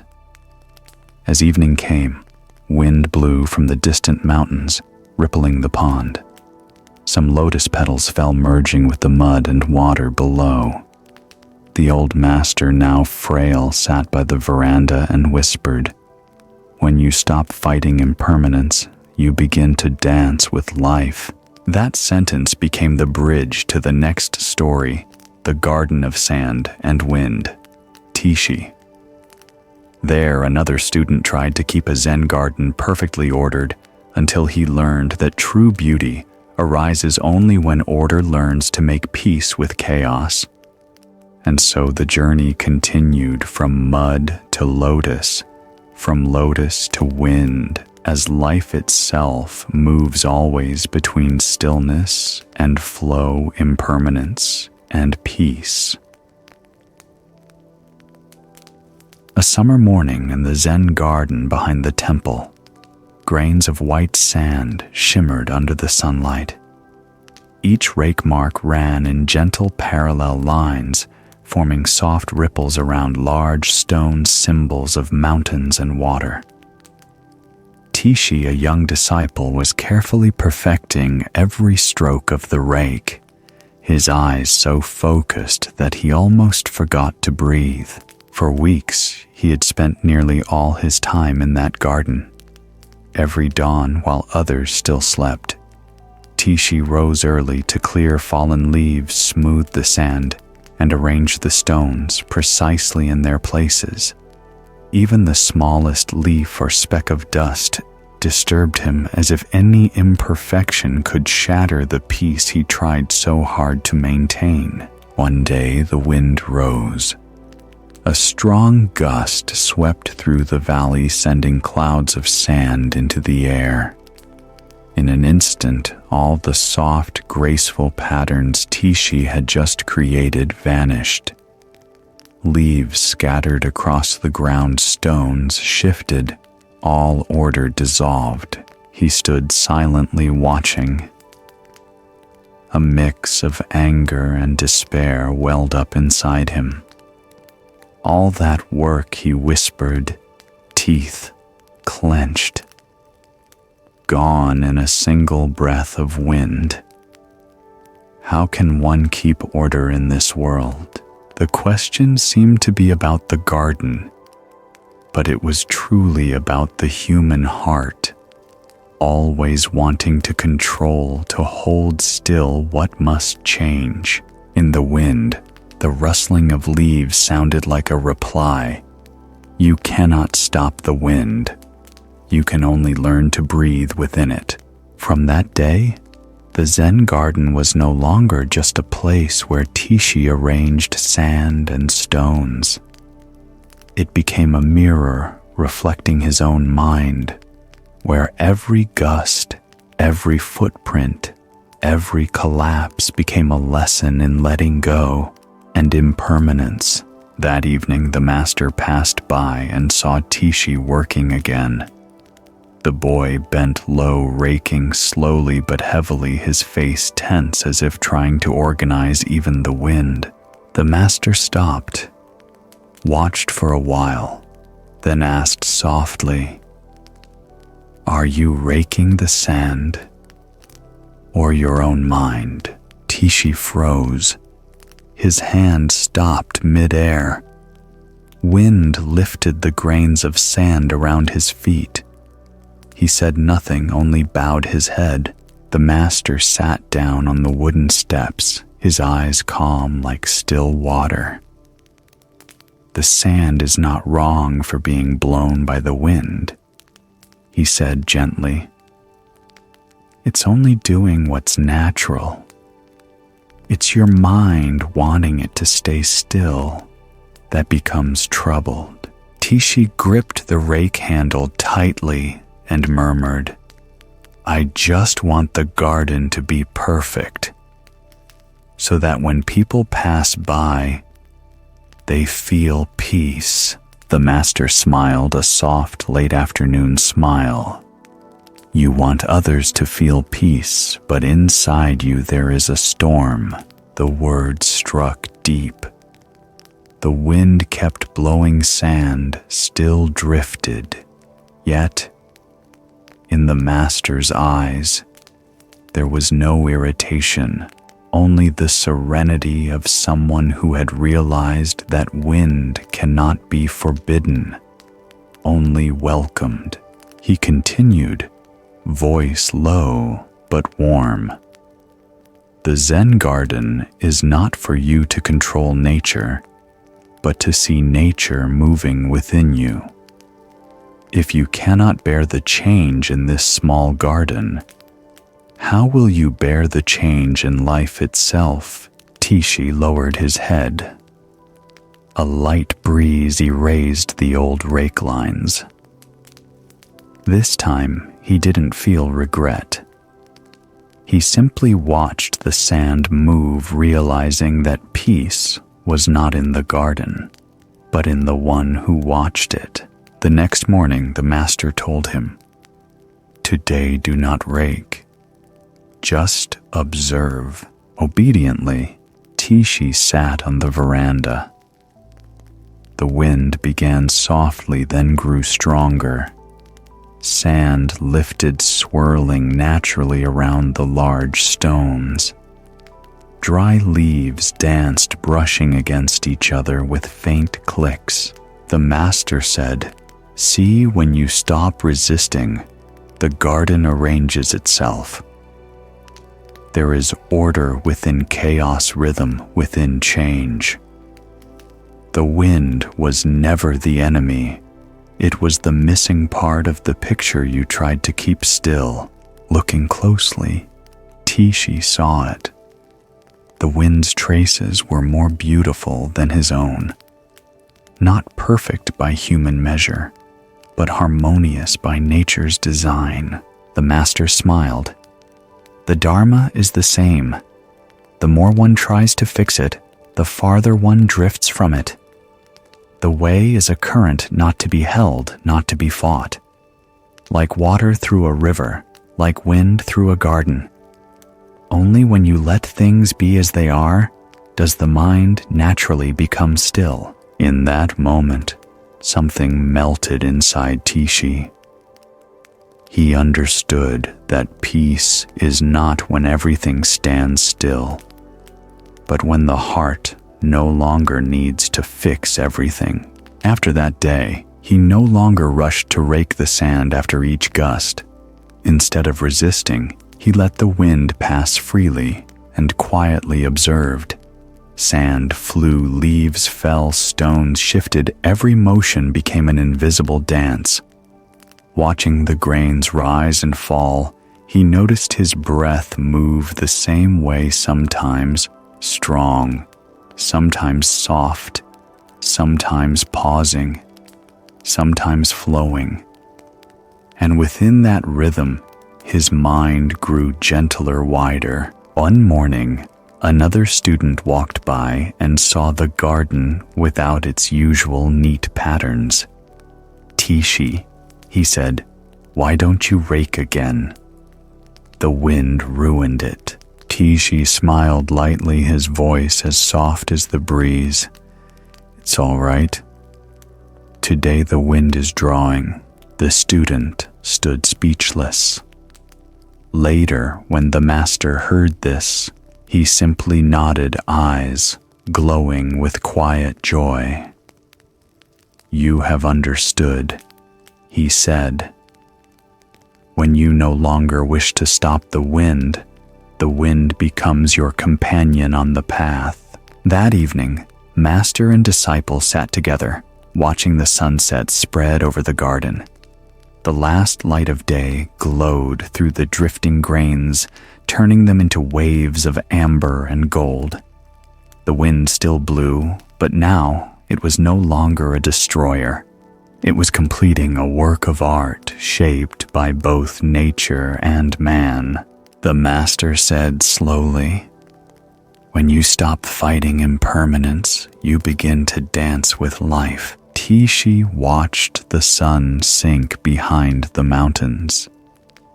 A deep stillness rose within him, not the kind forced by control, but the quiet that comes when there is no longer division between order and chaos.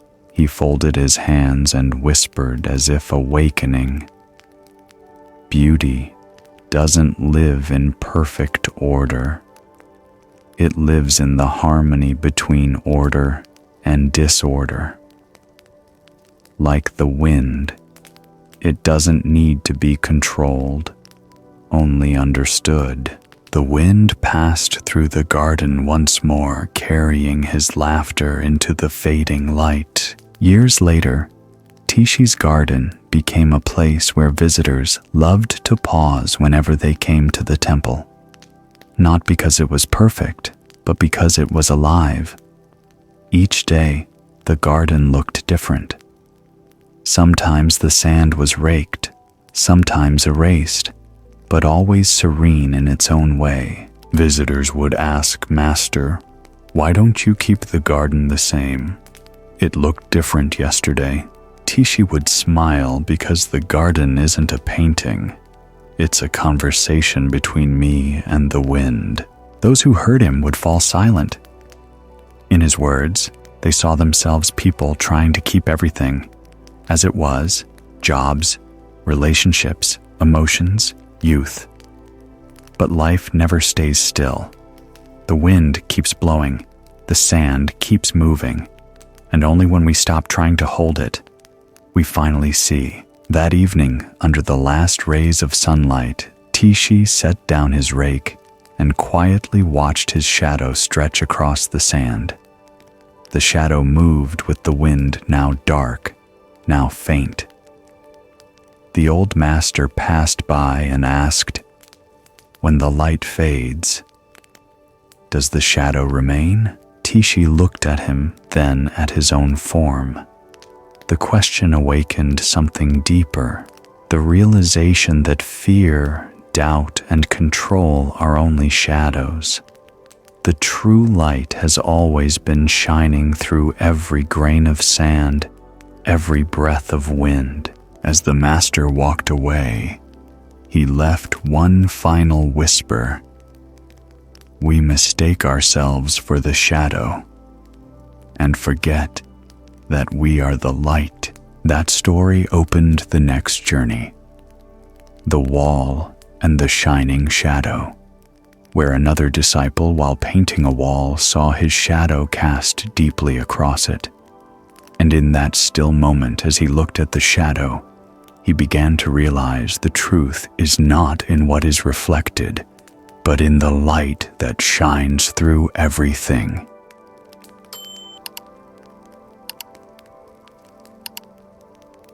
Early autumn morning. In the main hall of an old temple, Taro was repainting the large western wall. Sunlight streamed diagonally through the paper windows, casting his shadow onto the wall, long slanted and quietly moving with each stroke of the brush. Each time he spread a new layer of paint, his shadow wavered, sometimes faint, sometimes dark, like a streak of darkness that refused to disappear. The longer he worked, the more uneasy he felt. He wanted the wall to look pure and flawless, yet that shadow, though it was only his own, irritated him. He stopped, sighed, and murmured, "No matter how much I try, I can't escape this shadow." The words slipped out, but they weren't only about the wall. Inside him, the shadow symbolized old fears: fear of mistakes, fear of judgment, fear of never being good enough. Many times he thought he had overcome them, yet the moment he tried to prove he had, the shadow would return, silent, persistent. At that moment, the master entered. He stood behind Taro for a long while, saying nothing, just observing the wall, then the young monk. His eyes were calm as still water. Finally, he asked softly, "Are you painting the wall or painting your own mind?" Taro froze. His brush stopped mid-air. A drop of paint fell to the floor, glimmering in the light. The question seemed simple, yet it cut like a thin blade into the deepest place he had avoided for so long. He slowly turned toward the wall. His shadow was still there, not gone, not threatening, simply existing with the light. For the first time, Taro realized the problem wasn't the shadow, but his refusal to let it be. Sunlight still slanted across the room. The wall began to dry, and amid the fresh paint, his shadow no longer looked like a flaw. It had become part of the painting itself. He bowed his head and said softly, "I just want the wall to be perfect." but my shadow keeps covering it. I can't make it bright." The master stepped closer and gently placed a hand on his shoulder. "The wall isn't dark, Taro," he said in a low, warm tone. "The light shines from behind you. That's why you see the shadow. If you want to erase the shadow, what must you do?" Taro thought for a while, his eyes on the floor where drops of paint were drying. Then he whispered, "I must change the direction of the light." The master smiled a kind smile, as if seeing beyond what Taro himself had yet to realize. "Exactly. But the light isn't outside. It's within you. When you remember the light inside, the shadow fades on its own." Taro looked back at the wall. Sunlight still streamed through the paper window. His shadow remained, yet it no longer disturbed him. Light and dark intertwined, blending into one. The wall now seemed alive, like a mirror, reflecting both light and shadow in perfect harmony. But the lesson wasn't over. That evening, as the sunlight dimmed, Taro stood before the wall again.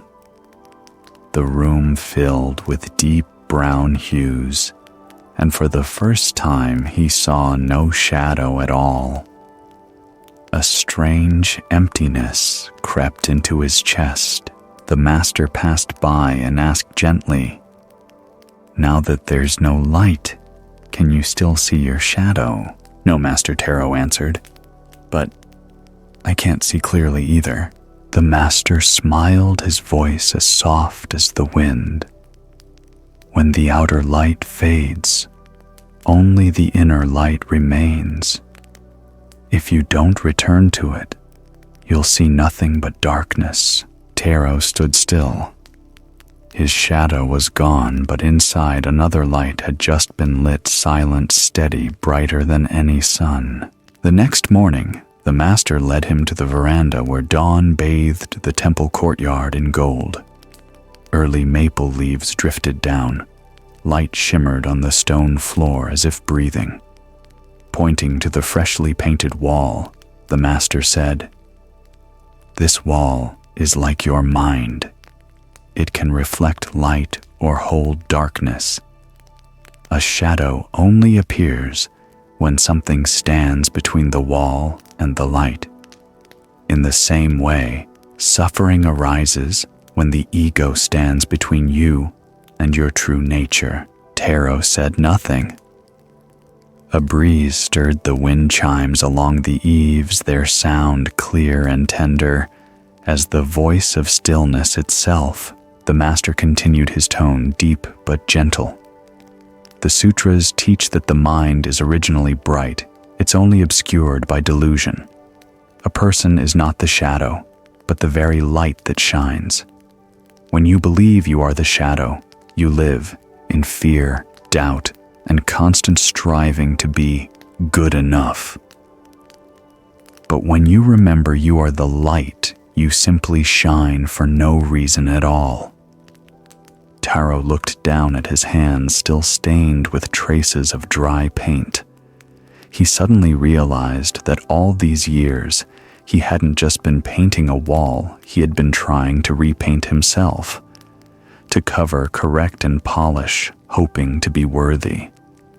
Yet true light never needs to be painted because it was never lost. The master went on, "Observe the shadow instead of running from it. When you look closely, you'll see a shadow has no nature of its own. It's only a temporary appearance when light is blocked. Just like fear, anger, or jealousy, they are merely shadows of the mind. When mindfulness shines upon them, they dissolve on their own." Those words sank into Taro's heart like water seeping into dry soil. He finally understood the path of practice isn't a fight against darkness, but a journey back to the light. already within the light that needs no flame, only remembrance. From that day on, every morning Taro went out before sunrise. He would sit under the eaves watching his shadow shorten as the sun rose. Sometimes dark, sometimes faint, sometimes gone, yet he no longer cared. Everything happened naturally. He simply observed, as if watching his own mind shift with the light. One morning, a fellow monk walked by and asked, "Don't you worry your shadow might spoil the wall again?" Taro smiled. "No," he said, "because now I know the shadow only shows me where the light is coming from." The monk stood silent. The answer sounded simple, yet carried something profound, that what once irritated us when seen with wisdom becomes a quiet teacher. Taro added gently, "Whenever fear or doubt rises, I no longer try to erase it. I just look to see what's blocking my light sometimes, ambition, sometimes shame, sometimes just a small thought of I. But once I see it clearly, it disappears." The master knew of this but said nothing. He simply passed by one day seeing Taro painting another section of wall. This time sunlight fell directly upon it. No shadow at all. In that moment, no teaching was needed.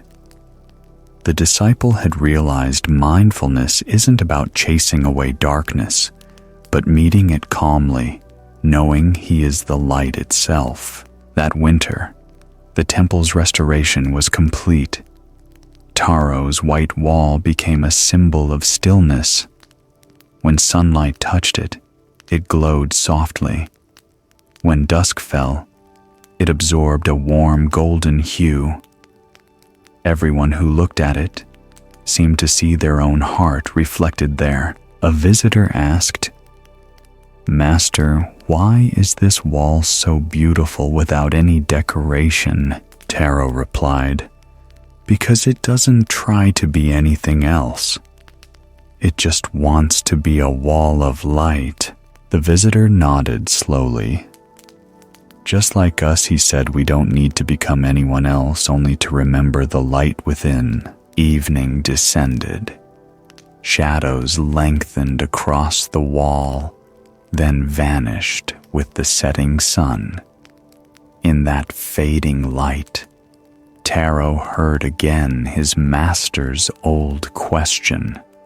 When the light goes out, does the shadow remain? He smiled, realizing that the light never truly goes out. It simply moves from outside to within, from form to essence. In that understanding, Taro felt free, no longer bound by fear, doubt, or the past. Darkness was no longer an enemy. It had become a mirror through which light could see itself more clearly. Before retiring for the night, the master approached, handing him a small lantern. "Keep the flame alive," he said, "but don't hold it too tightly. If you try to grasp it, it will die. If you tend to it, it will keep burning." That lantern became the beginning of the next journey. The sacred flame Shin. A young monk in the cold of night, learning to care for the fire as he cares for his own heart, not by control, but by gentle nourishment. A winter night draped the mountain monastery in a blanket of cold. The wind howled across moss-covered roofs, whispering like the voice of time itself. In the courtyard, the sacred flame inside the shrine still burned its golden light, flickering across the gray stone walls. For generations, monks had taken turns guarding it, never allowing it to go out, a living symbol of mindfulness and steadfastness. That night, it was Shin's turn to watch the fire. He sat beside the hearth, cupping his hands around the small flame trembling in the wind.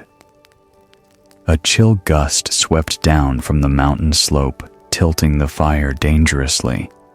Afraid it might die, Shin hurriedly added wood and straw, then fanned it hard. The fire flared up bright, and in the next instant went out. No more light, only a curl of gray smoke and a few fading embers struggling to survive. Shin froze. He bent down, blowing again and again, but the flame would not return. His breath joined the cold air, scattering ash instead. A wave of disappointment and sorrow filled his chest. He sat motionless, staring at the dead coals, feeling as if he had lost something sacred. In the stillness of the night, a question rose quietly within him. I tried my best. Why couldn't I keep the flame alive? And Shin realized it wasn't only the fire before him. It was the fire within his own heart, the flame of faith, discipline, and mindfulness he believed he could preserve through sheer effort. But now, in the silence and cold, he began to see some flames cannot be sustained by fear.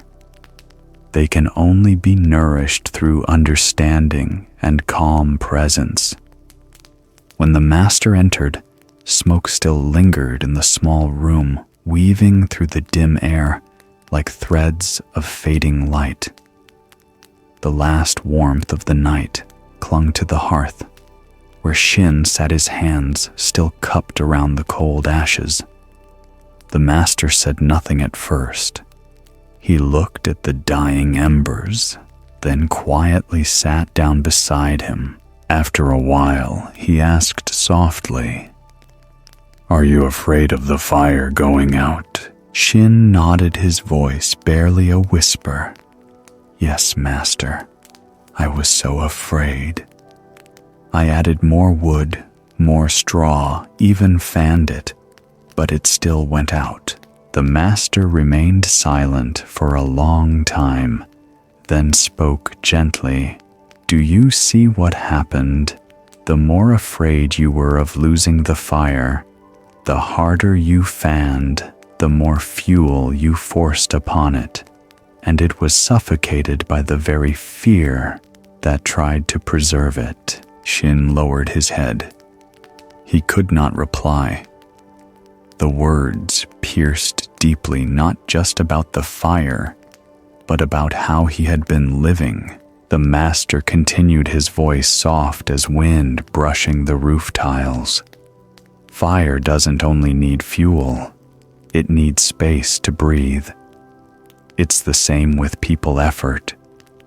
Alone doesn't always bring results.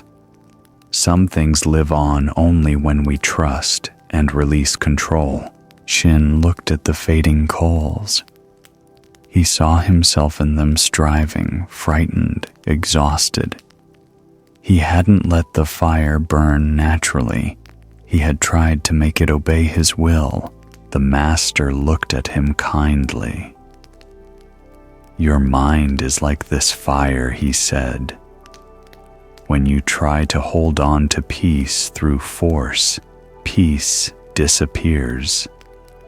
The mind cannot rest when it is constrained. It can only rest when it's allowed to be." Outside, the wind had stopped. In the silence, a faint spark suddenly glimmered within the ashes, as if it too had understood. The master picked up a small stick and placed it gently on the remaining embers. He blew softly.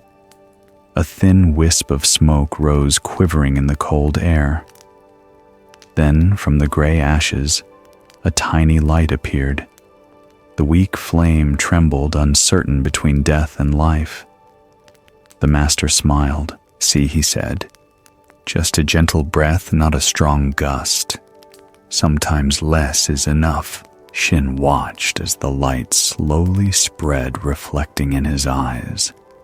His hands, once trembling with cold, were now warmed not only by the fire, but by the insight kindling inside him.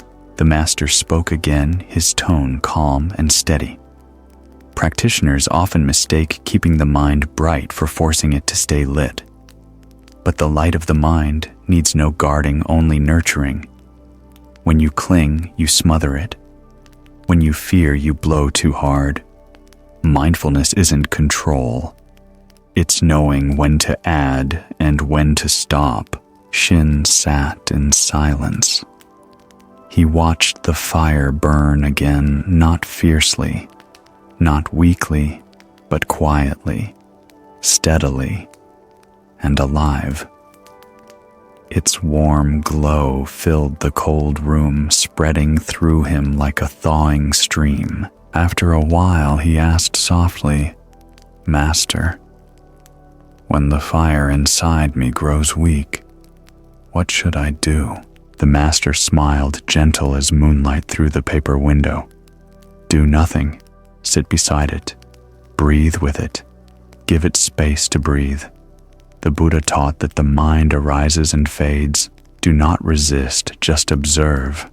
When you sit with your inner fire like this, your breath itself becomes its fuel, and that fire will shine on its own."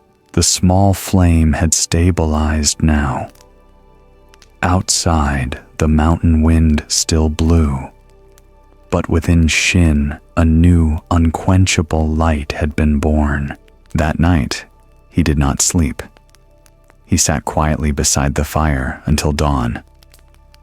Morning sunlight slipped through the window, mingling with the fire's soft glow to form a golden warmth. In that stillness, Shin saw clearly the flame was the same, but the one tending it had changed. He was no longer the fearful guardian counting every flicker, but a companion listening to its rhythm as he listened to his own. From then on, each time his turn came, Shin no longer grew anxious when the fire dimmed. He would simply add a small stick, breathe evenly, and watch. When the wind grew strong, he shielded it with his hand. When the air was still, he opened space for it to breathe freely. No more excessive effort, no more hidden fear. Only presence, silent, steady between man and flame. One morning, a fellow monk entered, watching the fire burn gently. He asked Shin, "How is it that your fire always burns so beautifully?" Shin smiled, his eyes calm like the flame itself. "Because I don't try to make it burn my way," he said. "I simply keep space for it to be what it is." The monk frowned slightly, not fully understanding. Shin gazed at the fire and added, "The mind is the same. If you want peace, don't force it to be peaceful. Give it room to breathe stillness, to shine on its own. If you keep watching it too closely, you'll lose your own warmth." The monk stayed quiet. Only the sound of crackling wood filled the air. In the soft morning light, Shin's words blended with the warmth spreading through the hall, not as instruction, but as presence. A kind of peace born not of effort, but of trust. A flame that burned not by guarding, but by being allowed to live from within. Winter passed. The sacred fire in the hall still burned its glow, warming not only the space, but also the hearts that had grown cold. One day, the master called Shin again. On the table stood only a small lantern. "You've learned to tend the fire well," the master said. "Now take it to the mountain peak. There the wind is stronger, the night longer. You will understand something more. Fire doesn't need protection, only trust." Shin carried the lantern up the mountain. The night deepened. The wind rose. At times, the flame seemed about to die. He stopped, neither shielding nor fanning it. He simply stood still, breathing deeply. And strangely, the flame brightened small, but steady. He whispered, "Keep the fire alive, but don't hold it." From the mountaintop, looking down at the valley, he saw the scattered lights of distant homes. Each flame, though tiny, burned against the wind, and he understood no one can keep the light forever, but anyone can nourish it by being fully present. The wind kept blowing, but the flame in his heart had turned into peace. From afar, an old shepherd approached. He paused, looking at the lantern in Shin's hand, and said, "You know, obstacles don't block the path, they are the path." Shin looked at him, then at the flame, and smiled. The fire kept burning, lighting the long night, and so the next story began. The Mountain and the Shepherd, where another young traveler would learn that peace isn't found by avoiding challenges, but by being fully present within them, just as the fire burns on even amid the wind and the dark. On Mount Koya, shrouded in white mist, a young monk named Dai was searching for the peace he believed could only be found at the summit. After years of practice at the temple below, his heart was still unsettled. Each time he meditated, old memories would rise like swirling winds, worry, fear, unfinished longings. He told himself, "Perhaps I am not yet calm enough. If I go higher, far from the world of men, my mind will finally be still." So one early morning, while dew still clung to the grass and the temple bell echoed faintly through the valley, Dai slung a small bag over his shoulder and began climbing. The path was steep and winding. Pebbles crunched beneath his feet. Cold wind swept through the old pines, carrying the scent of earth and damp moss. The higher he went, the quieter the world became. No more voices, only the sound of his footsteps and his heartbeat. Yet strangely, the quieter it was outside, the louder his mind became. Halfway up, thick clouds rolled in, swallowing the path ahead. A gust tore at his robe. Exhausted, Dai sat down on a rock beside the trail, sweat forming on his brow. Before him, the mountaintop blurred in the fog like a distant dream. He sighed softly. Why does peace feel so far away? The more I climb, the more weary I become. The question didn't echo into the air, it echoed within him, gentle but deep, like the temple bell ringing through morning mist. And in that moment, when he stopped seeking, when he no longer tried to take another step, a different kind of stillness began to open inside him. The first lesson of peace. Leaning against the rock, Dai looked down at the valley veiled in white mist like a sheet of silk spread beneath the sky.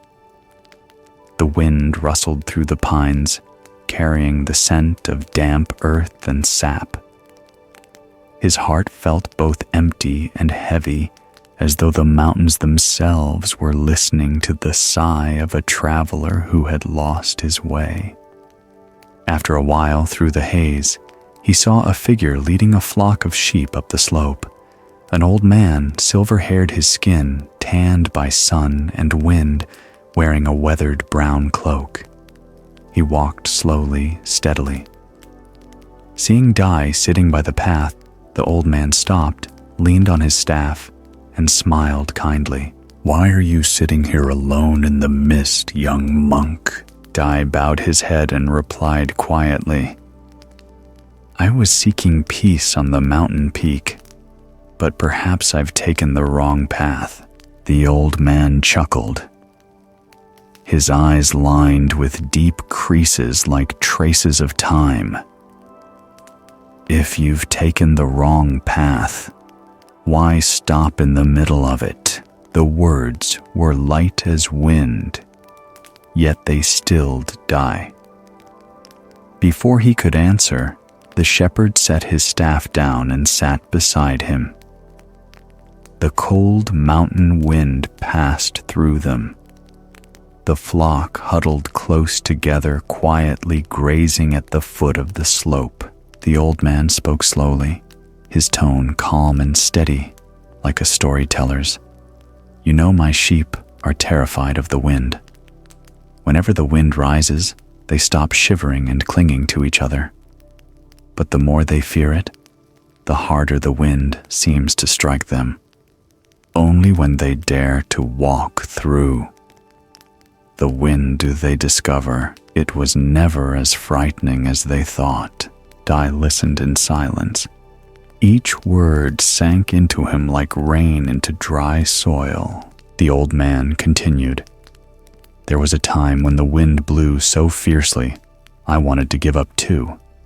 But then I realized the wind doesn't block my way. The wind is the way. Without the wind, I wouldn't know how to guide the flock. Without the slopes, I wouldn't know how to breathe. Without obstacles, the path would teach us nothing." Dai looked up at the shepherd. The misty morning light glowed around his weathered face. He didn't look like a teacher of any kind yet.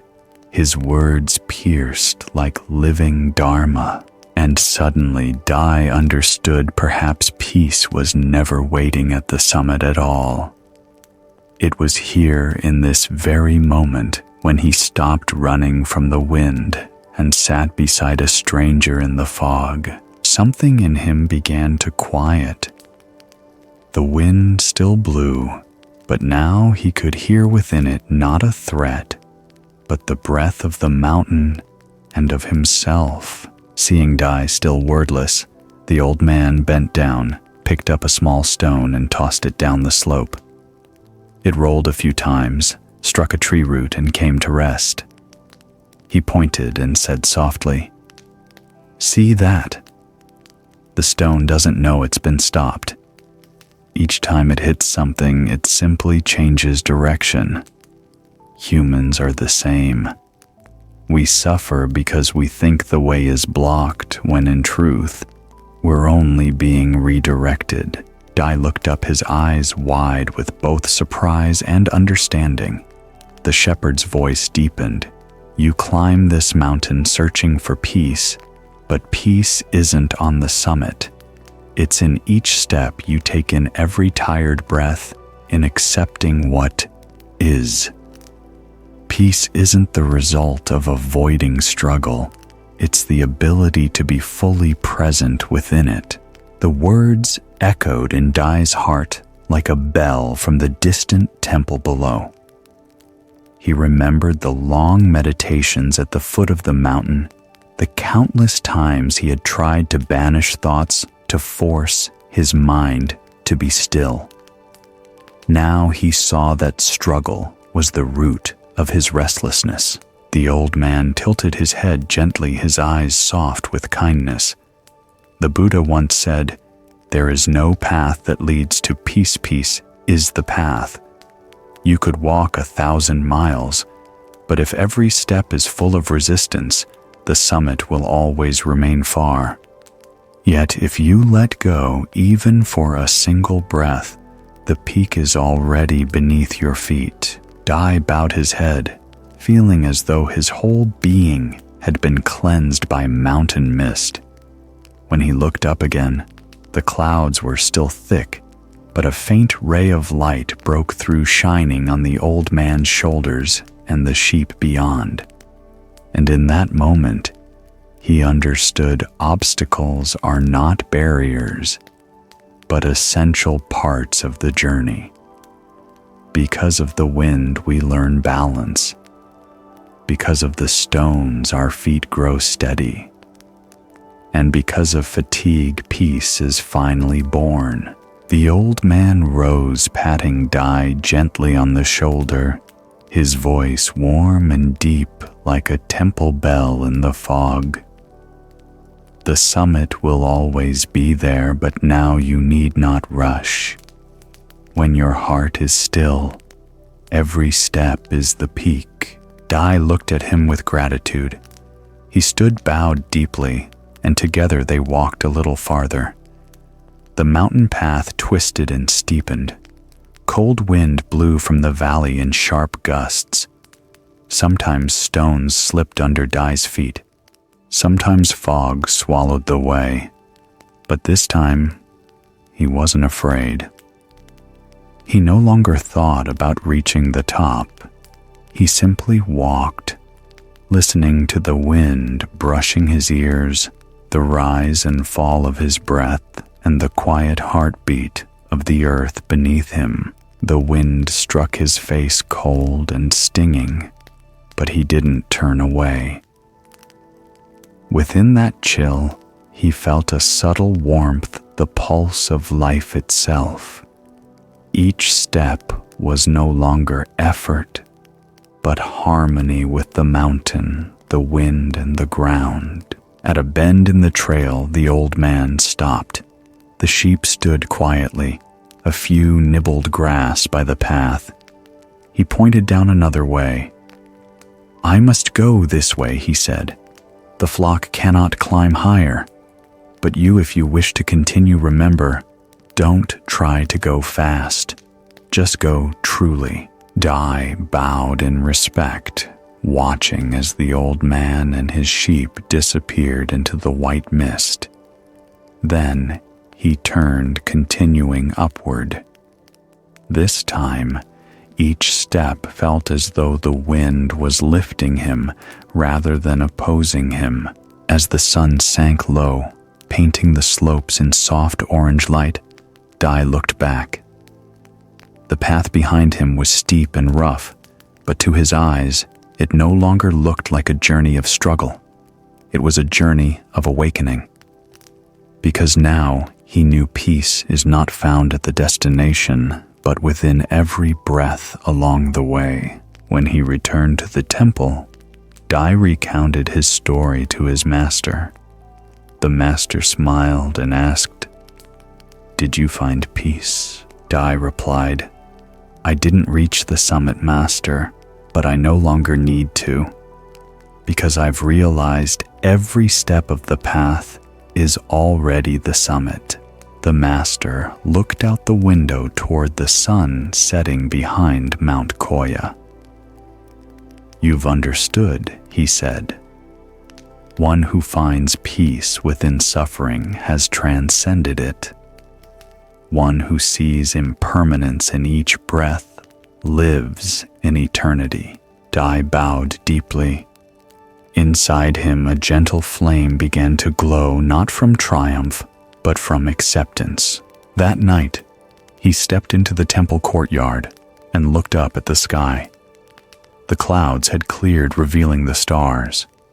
The wind still blew, reminding him that life would always bring its tests. But now, he no longer wished to escape them. He stepped into the wind, closed his eyes, and breathed softly. Amid the rustling air, he heard a faint whisper. "Obstacles don't block the path, they are the path." A gust of wind lifted a golden leaf high into the air, carrying it toward the heavens.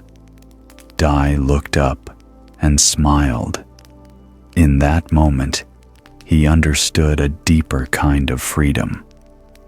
When the heart rises high enough, even fear becomes the wind beneath its wings. The moon slowly brightened, and so the next story began. The Eagle and the Sky, where another disciple, standing at the edge of fear, would learn that freedom doesn't come from fleeing it, but from flying straight through it.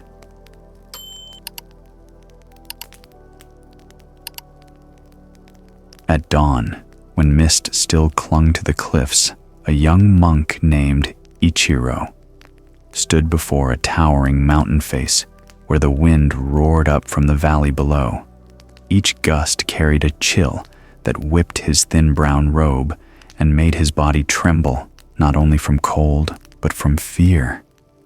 Beneath his feet stretched a deep abyss, veiled in white clouds like a curtain hiding something uncertain. Above him, eagles spread their vast wings, circling the open sky, free, steady, and fearless.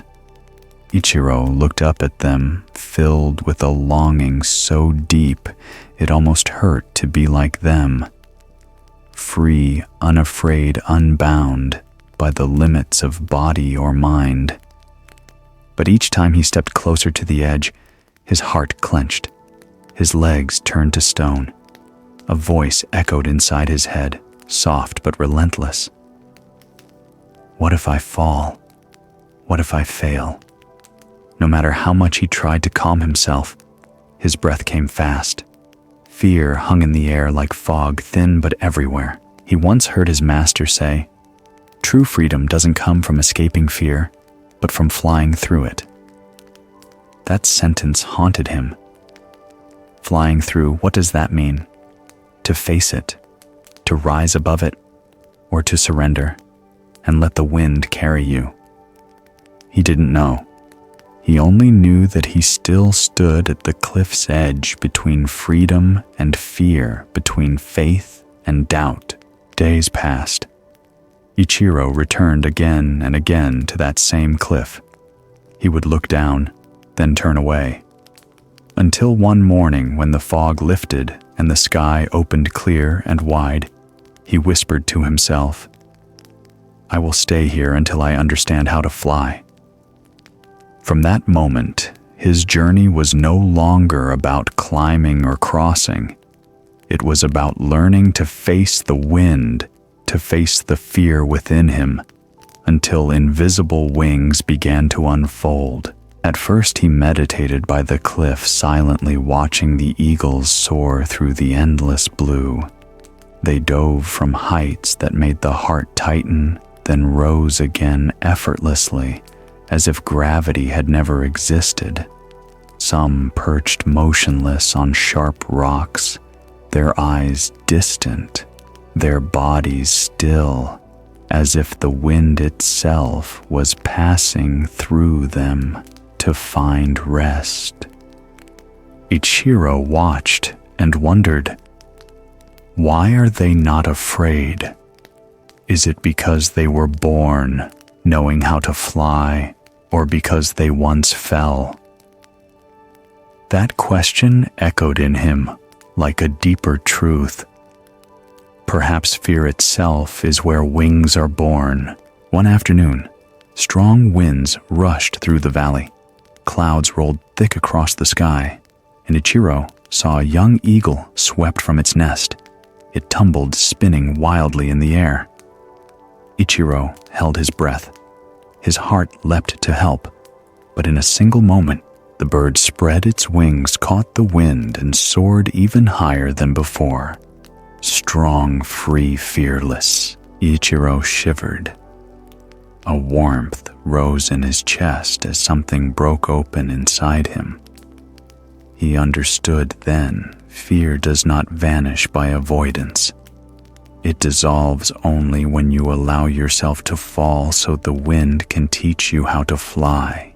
That night in meditation, he listened to the wind whistling through the rocks, merging with his breath. At first, it sounded like the groan of a restless mind.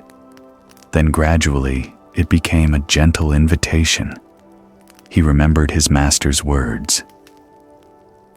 If you wish to understand fear, don't silence it. Listen to it like listening to the wind. Ichiro opened his eyes. The night stretched vast before him. The abyss no longer looked terrifying. It had become an ocean of wind where every soul learns to fly, not by strength, but by complete trust in the space that holds it. The next morning, he went to see his teacher, who sat beneath a pine tree where dew still glistened like tiny pearls. Ichiro bowed deeply, his voice trembling.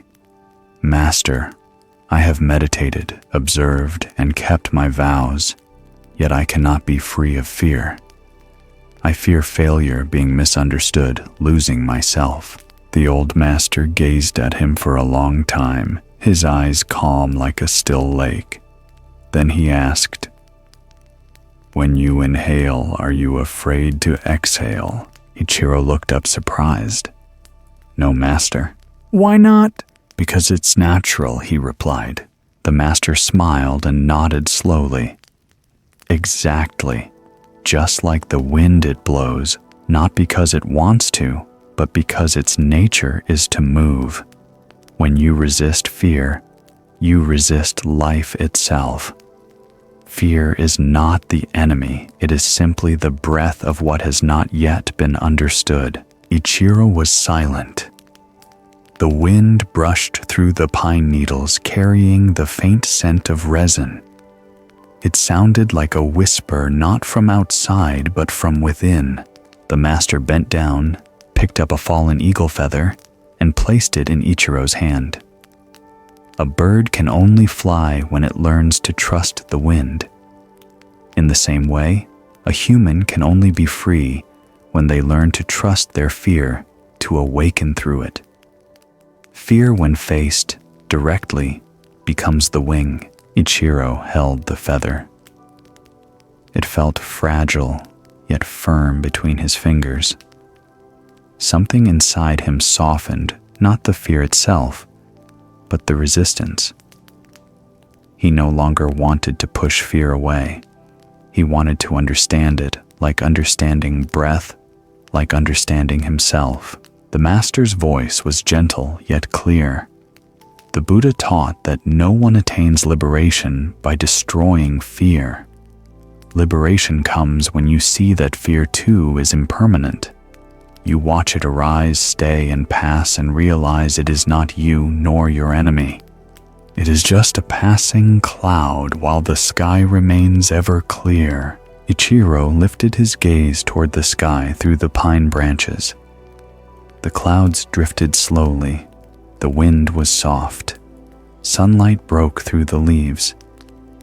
Inside him, something opened as if for the first time he truly saw himself, not as one escaping fear, but as one sitting calmly beside it.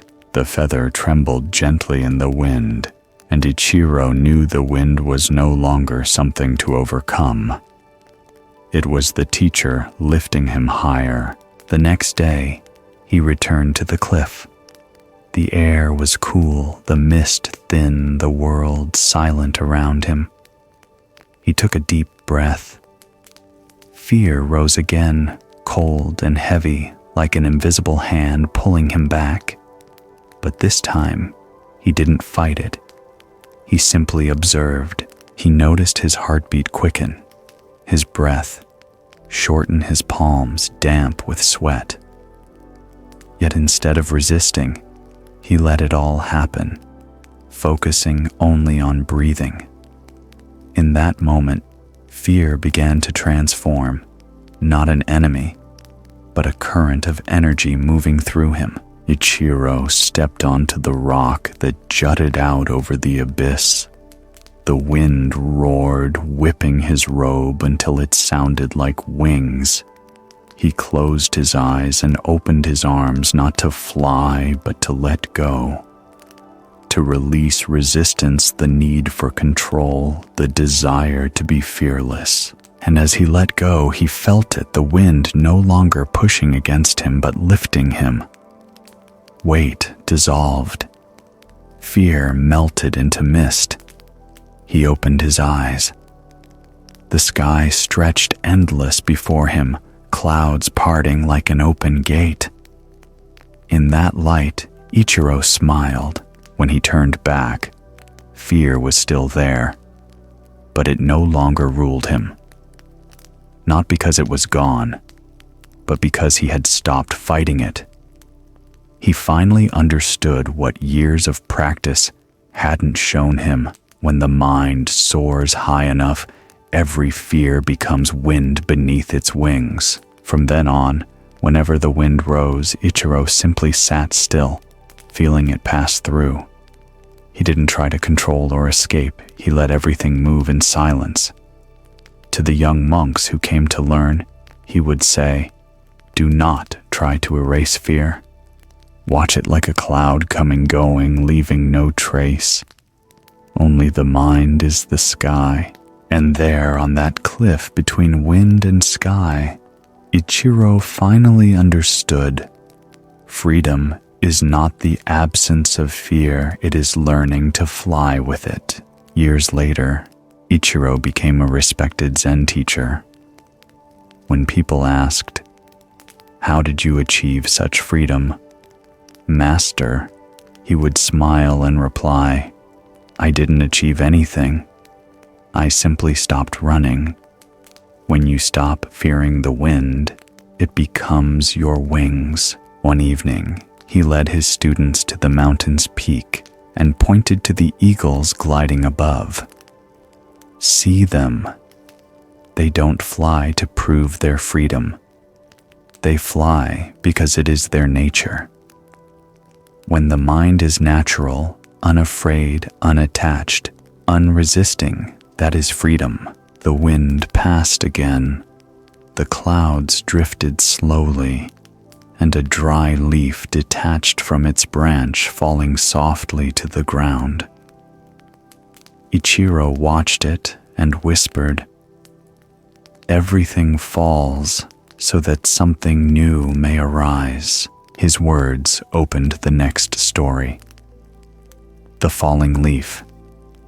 In it, another student would learn to face separation, to let go, as the leaf knows how to fall in its season. For when the leaf falls, the tree does not grieve because it knows a new season has begun. And in the fall of a leaf, one understands. An ending is not a loss, but the beginning of stillness.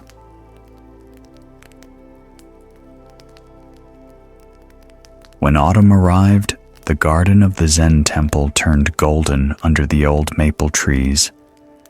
Morning sunlight filtered through the leaves, scattering shimmering patches across the ground, like ripples of water. Each day, the gravel path was covered by a new layer of fallen leaves, soft and thick, like the earth's own blanket. A single breeze was enough to send thousands more drifting from their branches, swirling gently through the air, before landing soundlessly, only a faint whisper, like the breath of release. Akane, a young nun of the temple, swept the leaves each morning. She did it with near ceremonial care, every movement slow and mindful, each leaf gathered gently, afraid of stepping on or tearing one by mistake. Yet whenever she looked up, more leaves were already falling. They never stopped, never waited. She sighed softly. "I sweep and sweep, but it's never done." The abbot passed by and paused. His eyes were kind yet deep as he asked, "Are you sweeping the leaves or trying to sweep away the season?" The question froze Akane in place. The wind stirred, scattering the few leaves caught in her broom. She didn't fully understand, but something inside her stirred. The master smiled and continued walking, leaving behind the rustling sound of autumn. A wordless sermon whispered through the trees. From that day, Akane began to pay closer attention to every falling leaf. She noticed some drifted slowly, like a breath, some spun gracefully, as if dancing, some simply dropped straight to the ground without resistance. Watching them, a question arose within her, quiet but deep as the wind. Why doesn't the tree cling to its leaves? Why do the leaves fall? and yet the tree does not mourn. In the wind, she seemed to hear an answer. Letting go is not loss. It is the way to continue. The next evening, Akane returned to the garden. The late sunlight bathed everything in gold.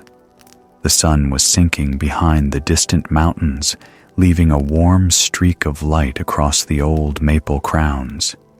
She sat beneath one of the trees, hands folded in her lap, silently watching the leaves fall.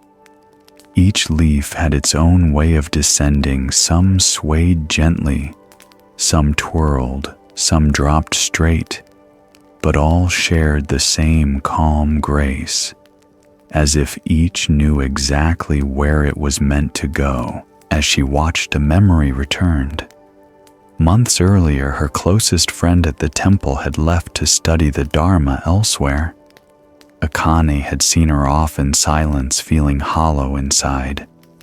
Since then, she often felt like a bare branch, something missing, a quiet emptiness she couldn't name.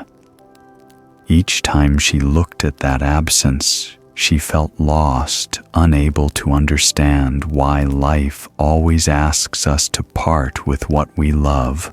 That evening, the abbot walked by again, and seeing her sitting there, joined her. His voice was deep and gentle.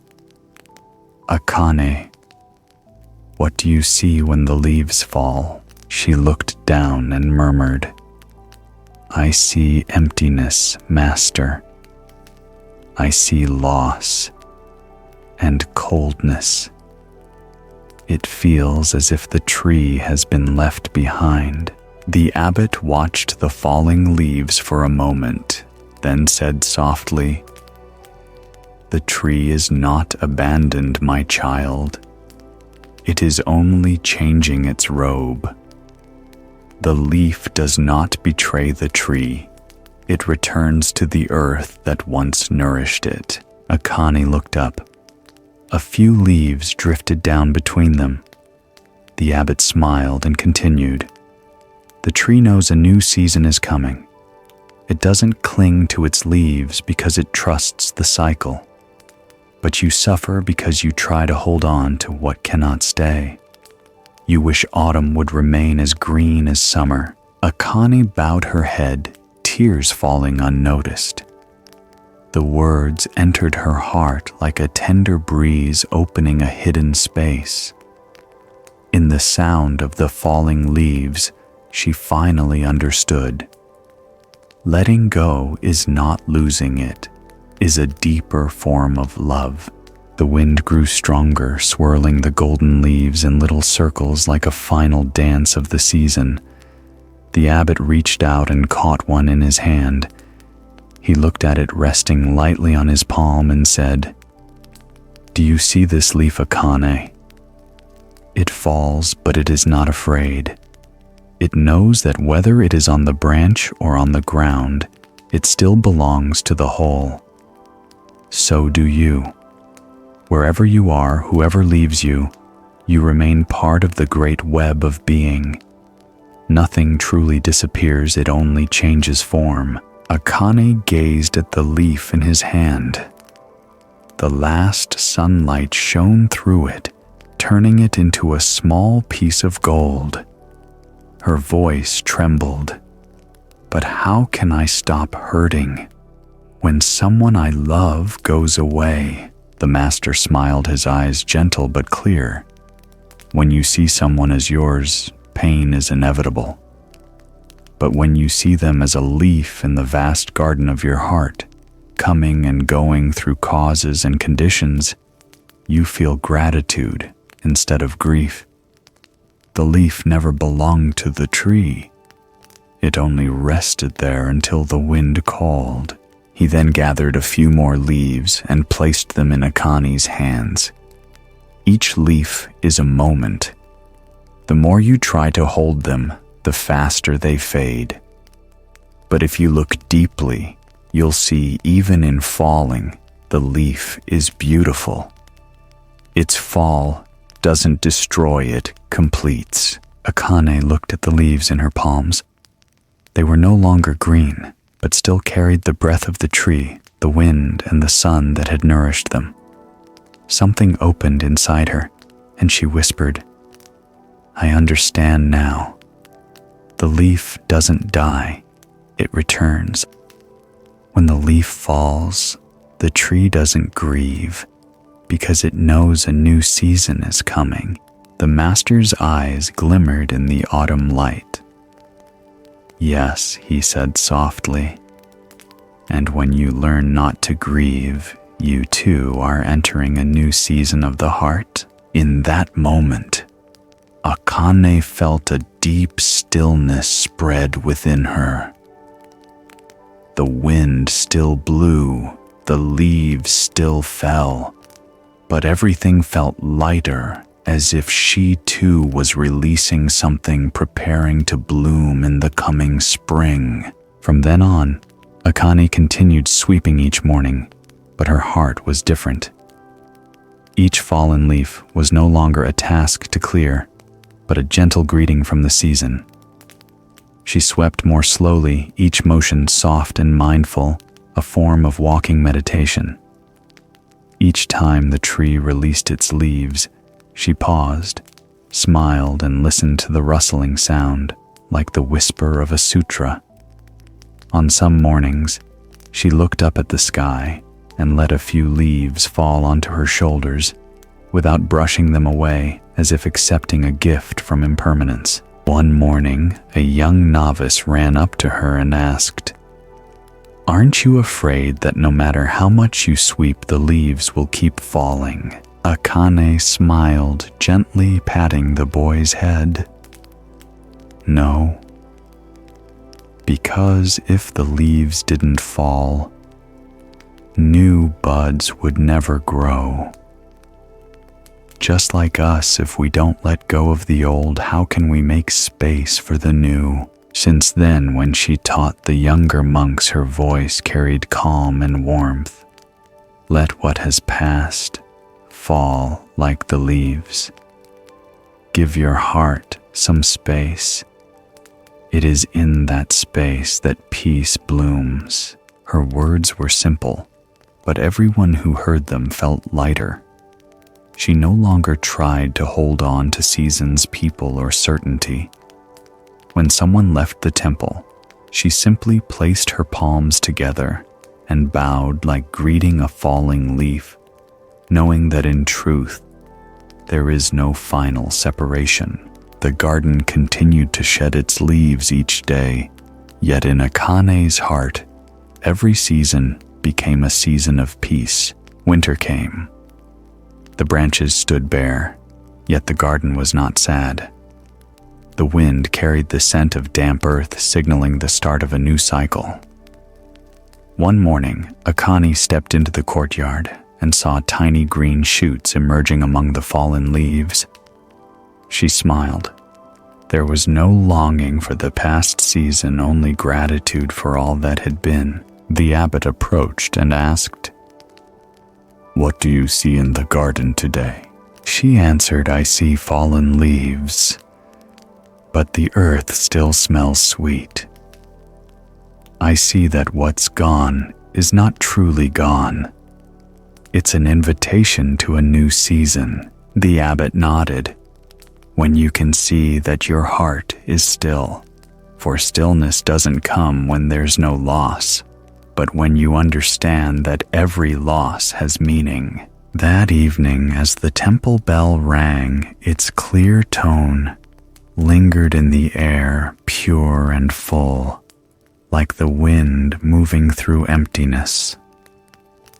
Akane closed her eyes, feeling each vibration resonate deep within. The bell's sound carried on the lesson of autumn. When the mind is clear, every sound is a teaching. From falling leaves to ringing bells, Akane's journey continued from the art of letting go to the art of being fully present. And the next story began. The Bell and the Mist.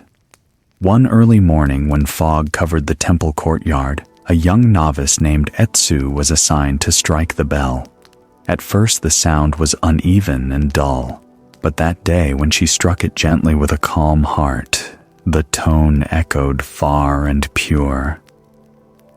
The master only smiled and said, "The bell hasn't changed, only you are no longer mixed within its sound." Late in winter, the Zen temple was blanketed in mist. The morning garden seemed to breathe in the pale white air of the earth and sky. Everything was so still that even the sound of the wind brushing through the bamboo leaves felt like a distant whisper. Amid that silence, Etsu, a young nun, quietly walked toward the bell tower. Each morning she was responsible for striking the first bell, the one that awakened the temple and called everyone to walking meditation. That sound was not only the start of a new day, it was the pulse that awakened the heart of the entire monastery. Yet Etsu's bell never rang as she wished. Some mornings it was too sharp, piercing like wind against stone. Other times too soft, fading away into the fog. She tried everything, adjusting her stance, changing her breath, even striking the bell dozens of times. But the sound was never quite right. Each failure filled her with self-doubt. "It's just a bell," she whispered to herself. "Why can't I get it right?" Every strike echoed like the distorted sound of her own restlessness. Her master once told her, "The bell does not ring from the hand, it rings from the heart." But Etsu did not understand. She believed technique alone was enough. The harder she tried, the worse it became. The more she chased perfection, the tighter her mind grew. The bell became a mirror, reflecting her own agitation. One morning, as the fog hung heavier than usual, she sat motionless before the bell. She did not strike. She simply breathed her breath, blending with the breath of the world. In that stillness, she realized the sound she had been seeking was not in the metal or the mallet, but in the mind quiet enough to let it resonate clear and true. Another dawn came, thick with fog so dense she could hardly see the bell tower's outline. The temple grounds were wrapped in a soft white silence, each step like walking through a dream. Etsu held the wooden mallet and stepped into the courtyard, her breath dissolving into the cold air. Her heartbeat followed the rhythm of the wind, gentle trembling. From afar, under the temple eaves, the abbot was walking in meditation, watching her in silence. She stood before the bell coated with dew, took a deep breath, and struck with all her effort. The sound burst out sharp, harsh, echoing, then breaking apart in midair. Birds startled from the roof, their wings flapping like a quiet rebuke. Etsu's heart pounded. She struck again, this time gently, but the tone came out dull and short, dying like a breath cut off. She stepped back, clutching the mallet. Her breathing quickened. The more she wanted to do it right, the more chaos filled her chest. The abbot approached, his eyes kind yet clear, as if seeing through the mist. "What did you hear in the bell just now?" he asked softly. Etsu bowed her head. "I heard my own failure, master." He smiled without reproach, only compassion. "I did not ask what you heard out there." He said, "I asked what you heard in here." The words stilled her. Everything went quiet. In that instant, she saw she had been focused on doing, not on listening. The bell was never wrong. only her mind was filled with echoes of striving. The master continued gently, "The bell is only metal. It carries no fault. But when the striker is mixed within the sound, the tone shatters." Then he turned and disappeared into the fog. Etsu stayed behind. Her hand touched the cold surface of the bell where beads of water reflected her blurred face. She looked at that hazy reflection, unclear yet true. In that moment, she felt herself dissolve into the breath of morning, no longer separate from the fog, the mind or the sound still ringing softly inside her. In the following days, she began to practice again, but differently. She no longer rushed to strike. Each dawn before the world awoke, she sat quietly before the bell hands, resting on her knees, simply listening.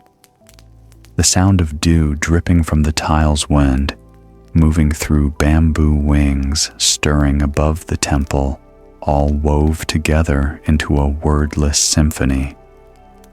She realized that no sound is born from effort.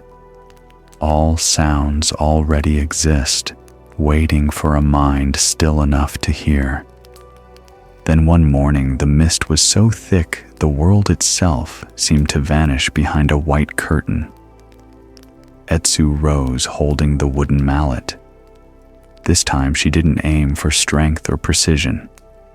She inhaled softly, feeling her breath pass through her heart, then touched the bell gently, as if touching the surface of a still pond.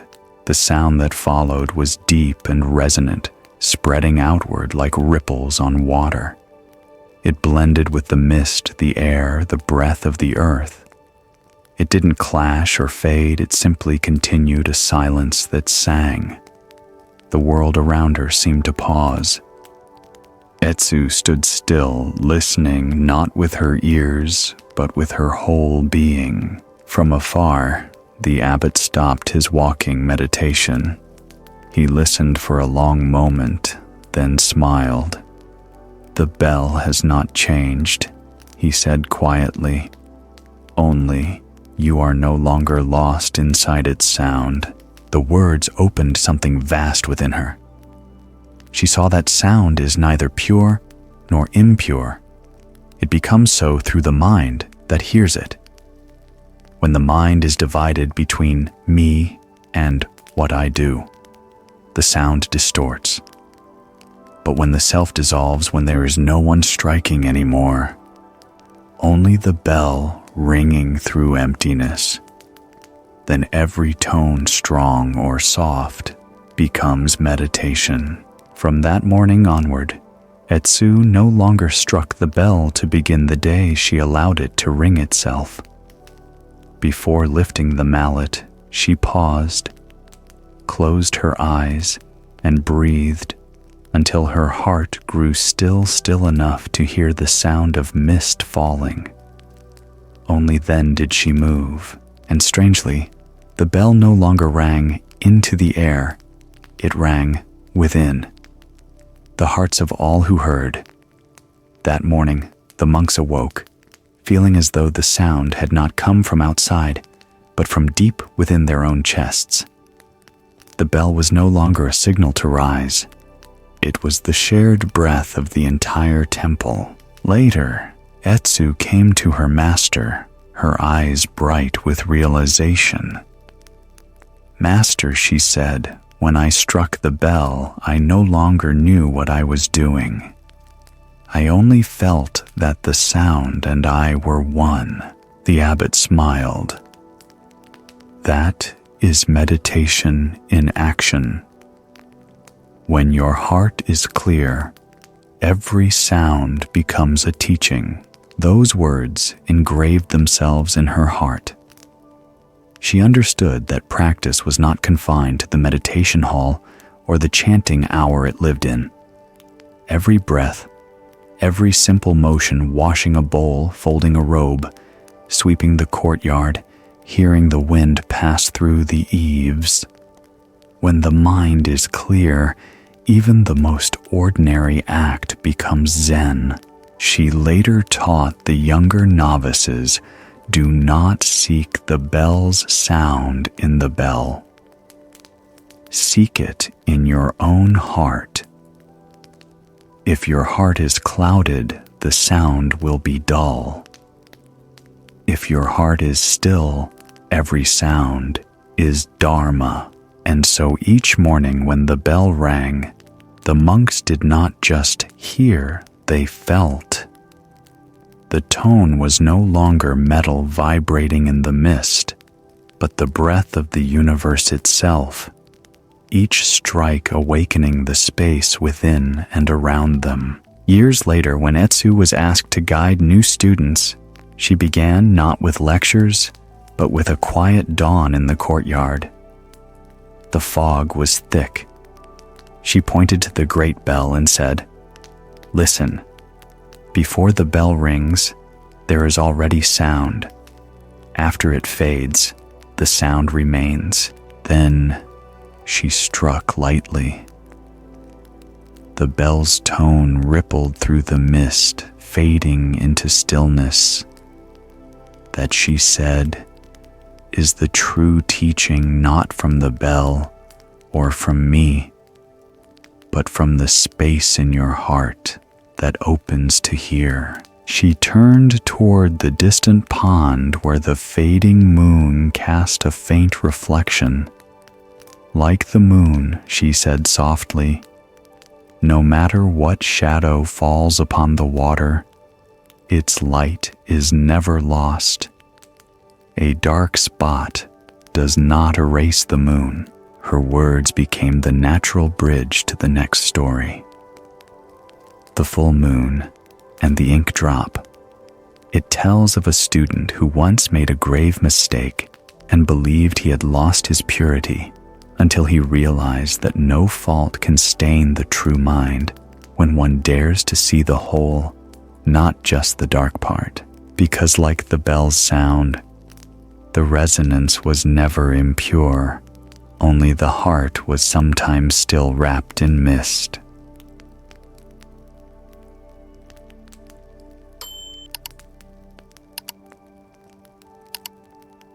On the night of the full moon, silver light bathed the entire monastery. It spread across the old brick courtyard, shimmered on the moss-covered roof tiles, and reflected on the still pond behind the temple like a vast mirror.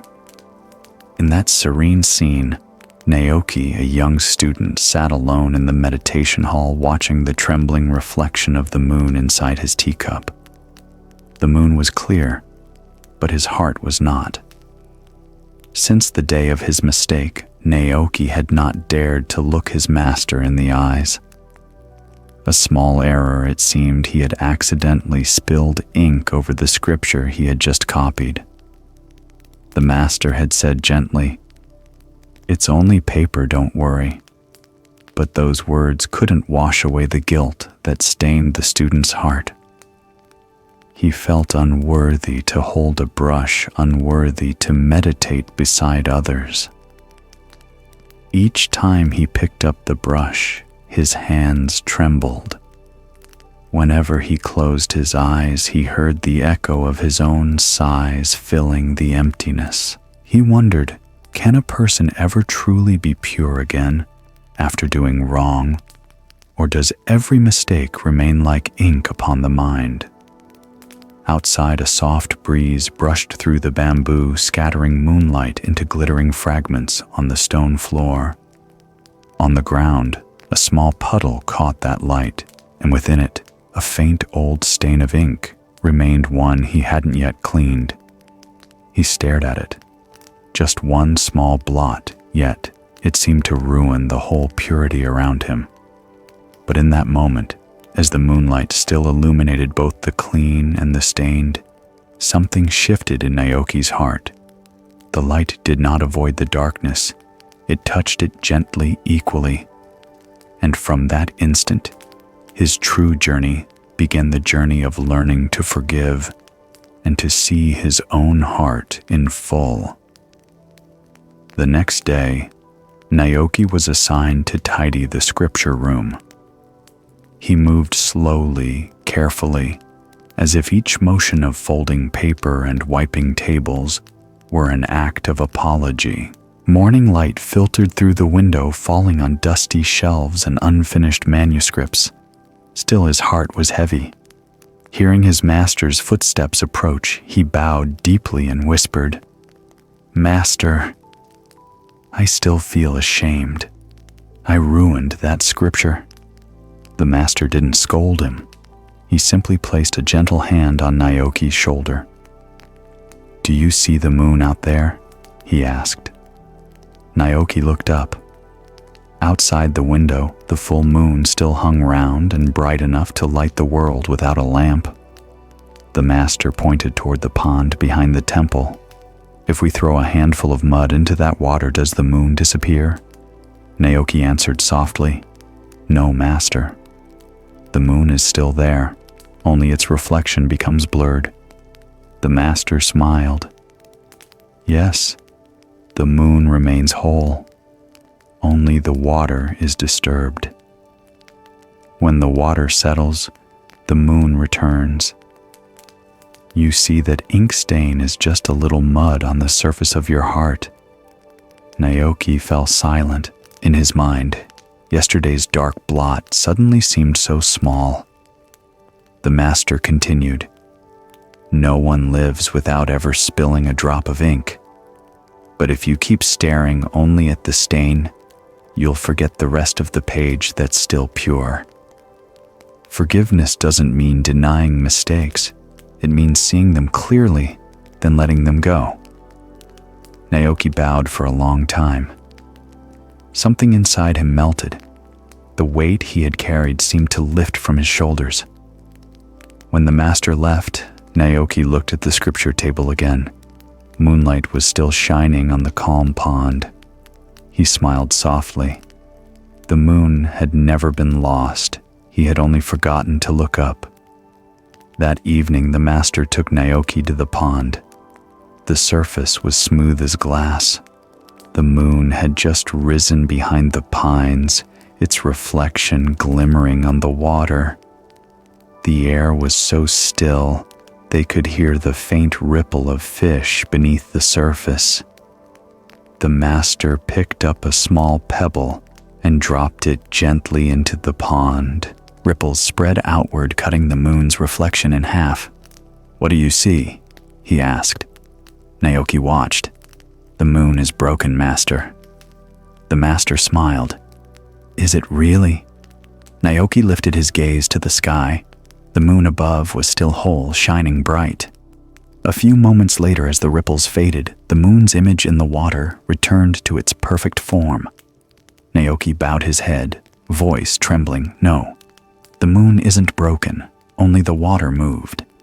The master nodded his eyes, kind yet deep. "So it is with your heart.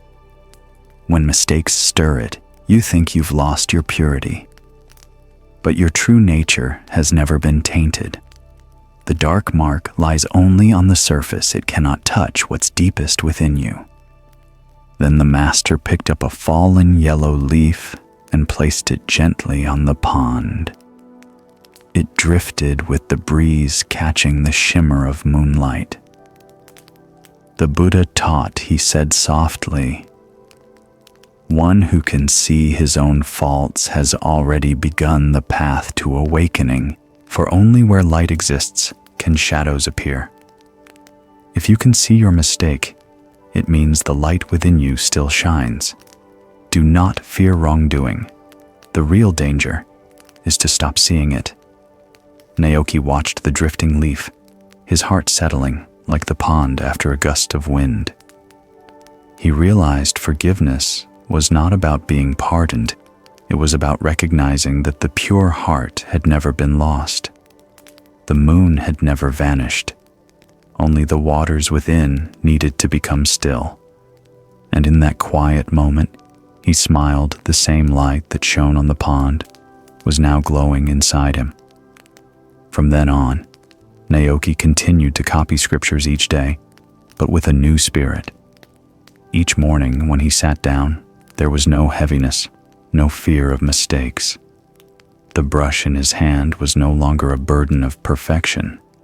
It became the breath-connecting heart and word. When his hand trembled, he smiled. The water is moving. When a drop of ink spread on the page, he didn't rush to wipe it away. He simply paused and looked, seeing beauty even in the spreading stain, like clouds dissolving over a still lake. One afternoon, sunlight streamed through the window onto the old page, once ruined by ink. Naoki took his brush and wrote a small line at the bottom. A single stain does not erase the moonlight. When the master passed by and read it, he nodded gently, eyes bright with affection. "You've understood," he said. "The one who can embrace his own blemish is the one who is truly pure. The moon does not need to be flawless to shine, it only needs to be present." Naoki pressed his palms together and bowed deeply. He didn't hide that stained page. He placed it on the altar right beside the freshly written scrolls. From then on, each time he saw the old blot, he no longer saw error, but a mark, a place where awareness once touched light. He realized mistakes do not block the light. They are where the light enters to reveal itself. During a Dharma talk soon after the master said to the assembly, "We often try to scrub away the past as if wiping ink from a page, but the harder we rub, the more it spreads. Let it dry."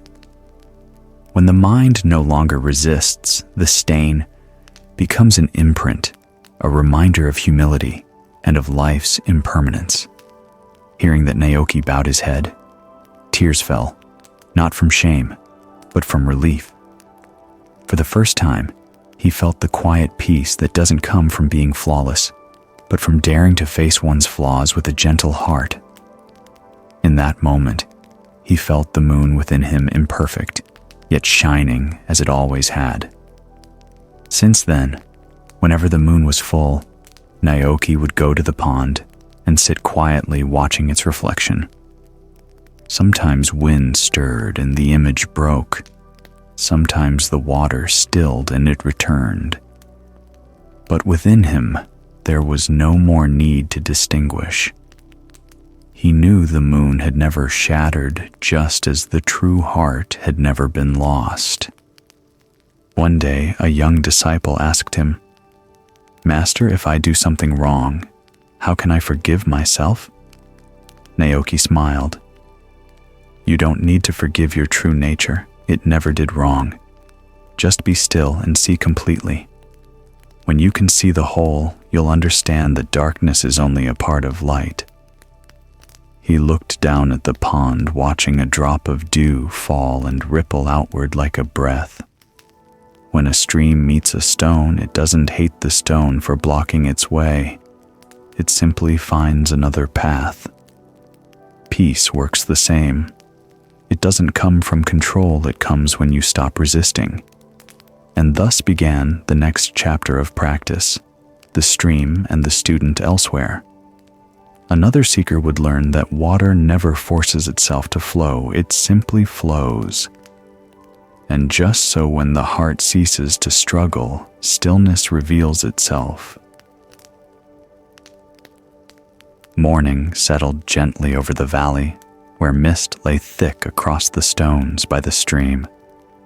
The sound of flowing water rose and fell softly, like the steady breath of the earth itself. In the pale veil of fog, Dyke sat meditating beneath an old maple tree. His posture was straight, yet his face was tense, as if he were straining to hold still.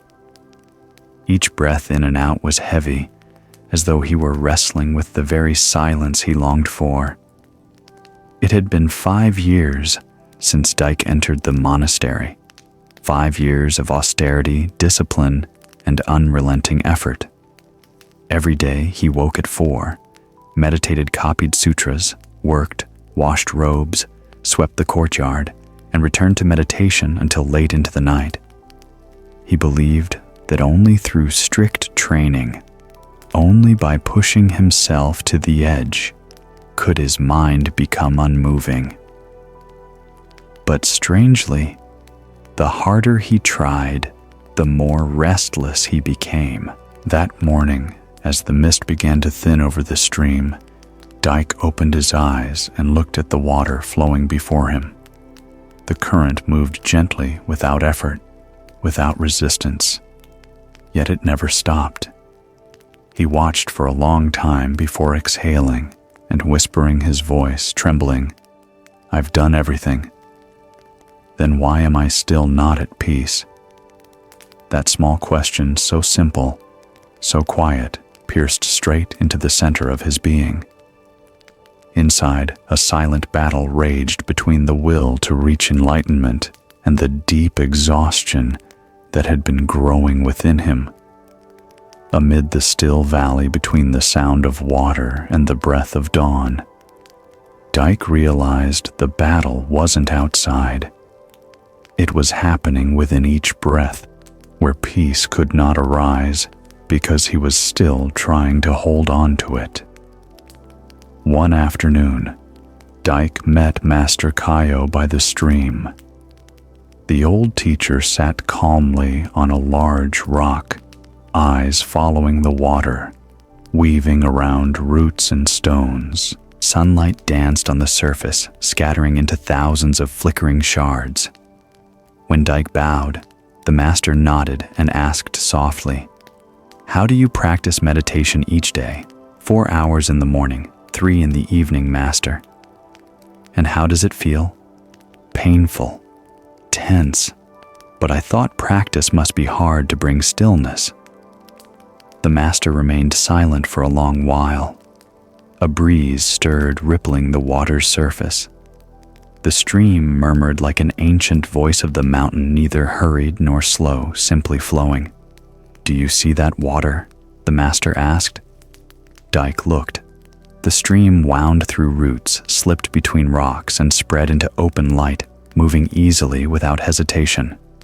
"Yes, master." "Do you think it's trying to flow?" Dyke froze.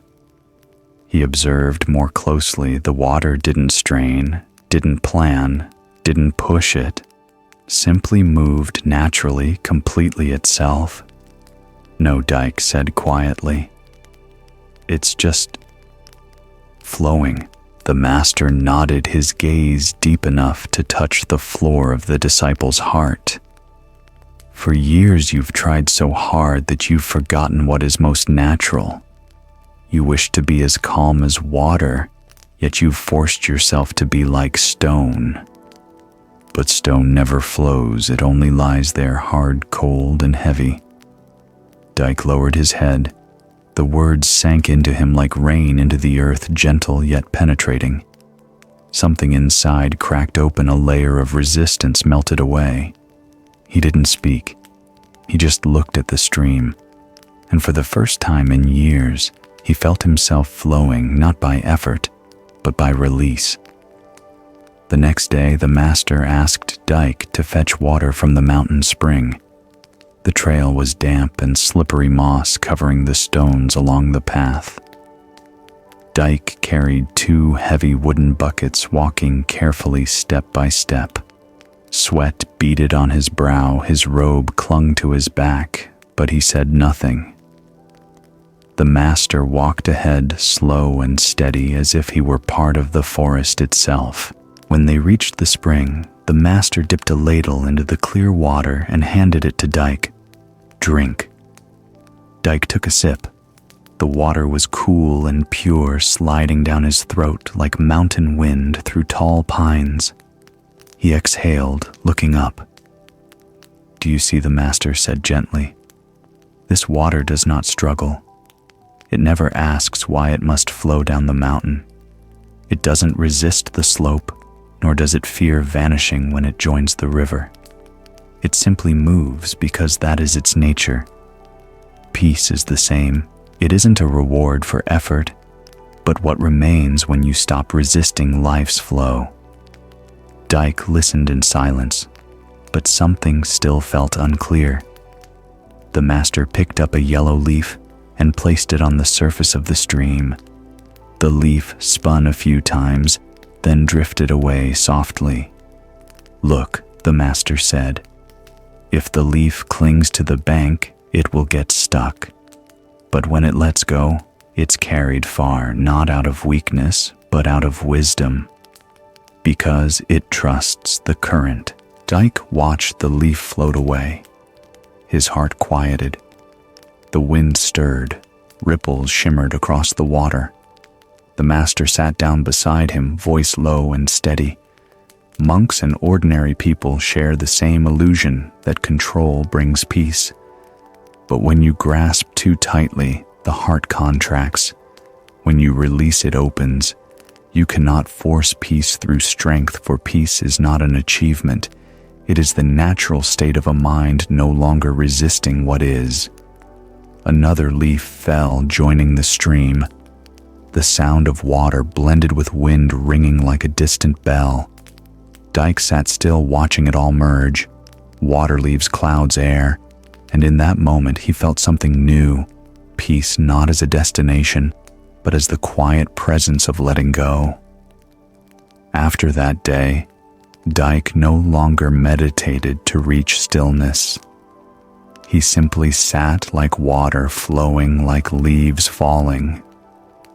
No more striving, no more measuring. When pain rose in his legs, he breathed and acknowledged it as part of the present moment. When his mind wandered, he didn't try to silence it. He just watched like clouds drifting across the sky. One morning, as wind stirred the trees and sunlight caught the dew, Dyke picked up a small stone and dropped it into the stream. Ripples spread outward, then slowly disappeared. In that moment, he understood. Peace is not the result of control, but the natural state when there is no longer conflict.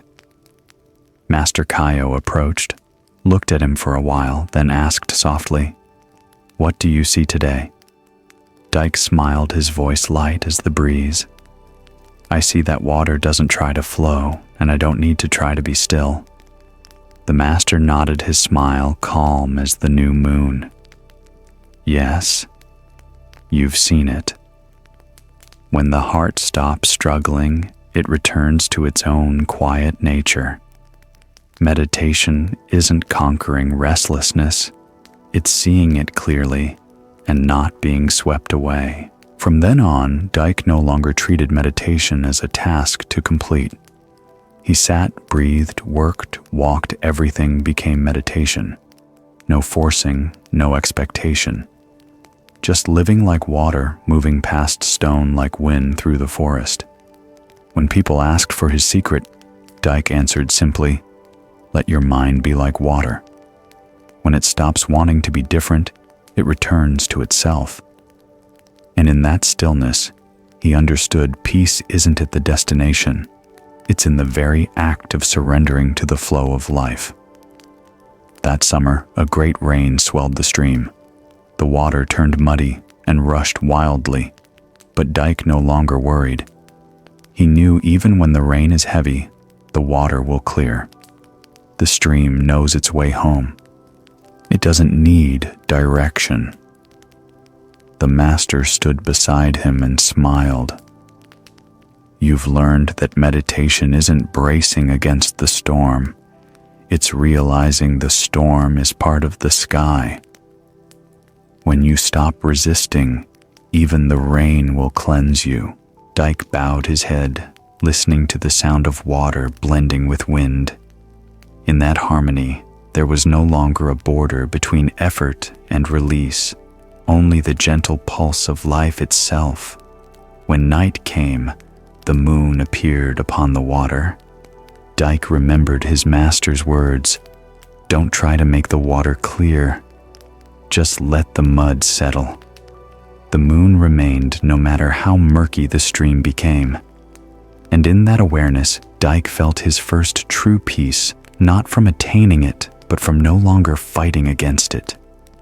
In this life, have you ever strained to be calm, to be peaceful, to be better, only to forget that peace was never something to reach, only something never lost? Sometimes what you're searching for isn't ahead of you. It's flowing quietly beneath your feet, like this stream that keeps singing without effort. Every story, every breath you've walked through, they were never leading you anywhere else, but gently reminding you, you have never left home. The peace you seek has never been at the end of the road. It's here in each slow breath, in the stillness between heartbeats, in the silence softly holding you now. You don't need to try anymore. You don't need to understand more or become perfect. Let every search fade like mist at dusk. Let every burden, every must, every should become fall away, like autumn leaves returning to the earth. Because the moment you stop striving, peace unfolds. The body softens. The breath finds its rhythm. The mind may be still or noisy, but everything is allowed. Everything rests within the quiet awareness that holds it all.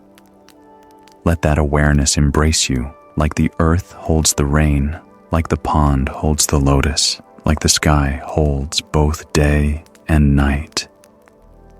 There is nothing more to find, nowhere else to go. Everything can wait until morning. Everything is already in its place. And in that silence, you, along with countless other hearts, listening, breathing, surrendering, touch the same simple, boundless truth, the peace of simply existing. May you rest deeply. May you sleep in stillness. And when dawn returns, may your heart still carry the fragrance of this quiet. Carry it through tomorrow and all the days to come. Thank you for walking with Buddhism seeds through the night's journey. If these stories touched you, leave a comment, share your reflection, and remember to subscribe, like, and share so that this seed of peace may travel farther. May your sleep be deep light as wind through the forest, and when you awaken, may the light within you still shine whole. Sleep peacefully. And thank you for helping us plant the seed of peace into this night.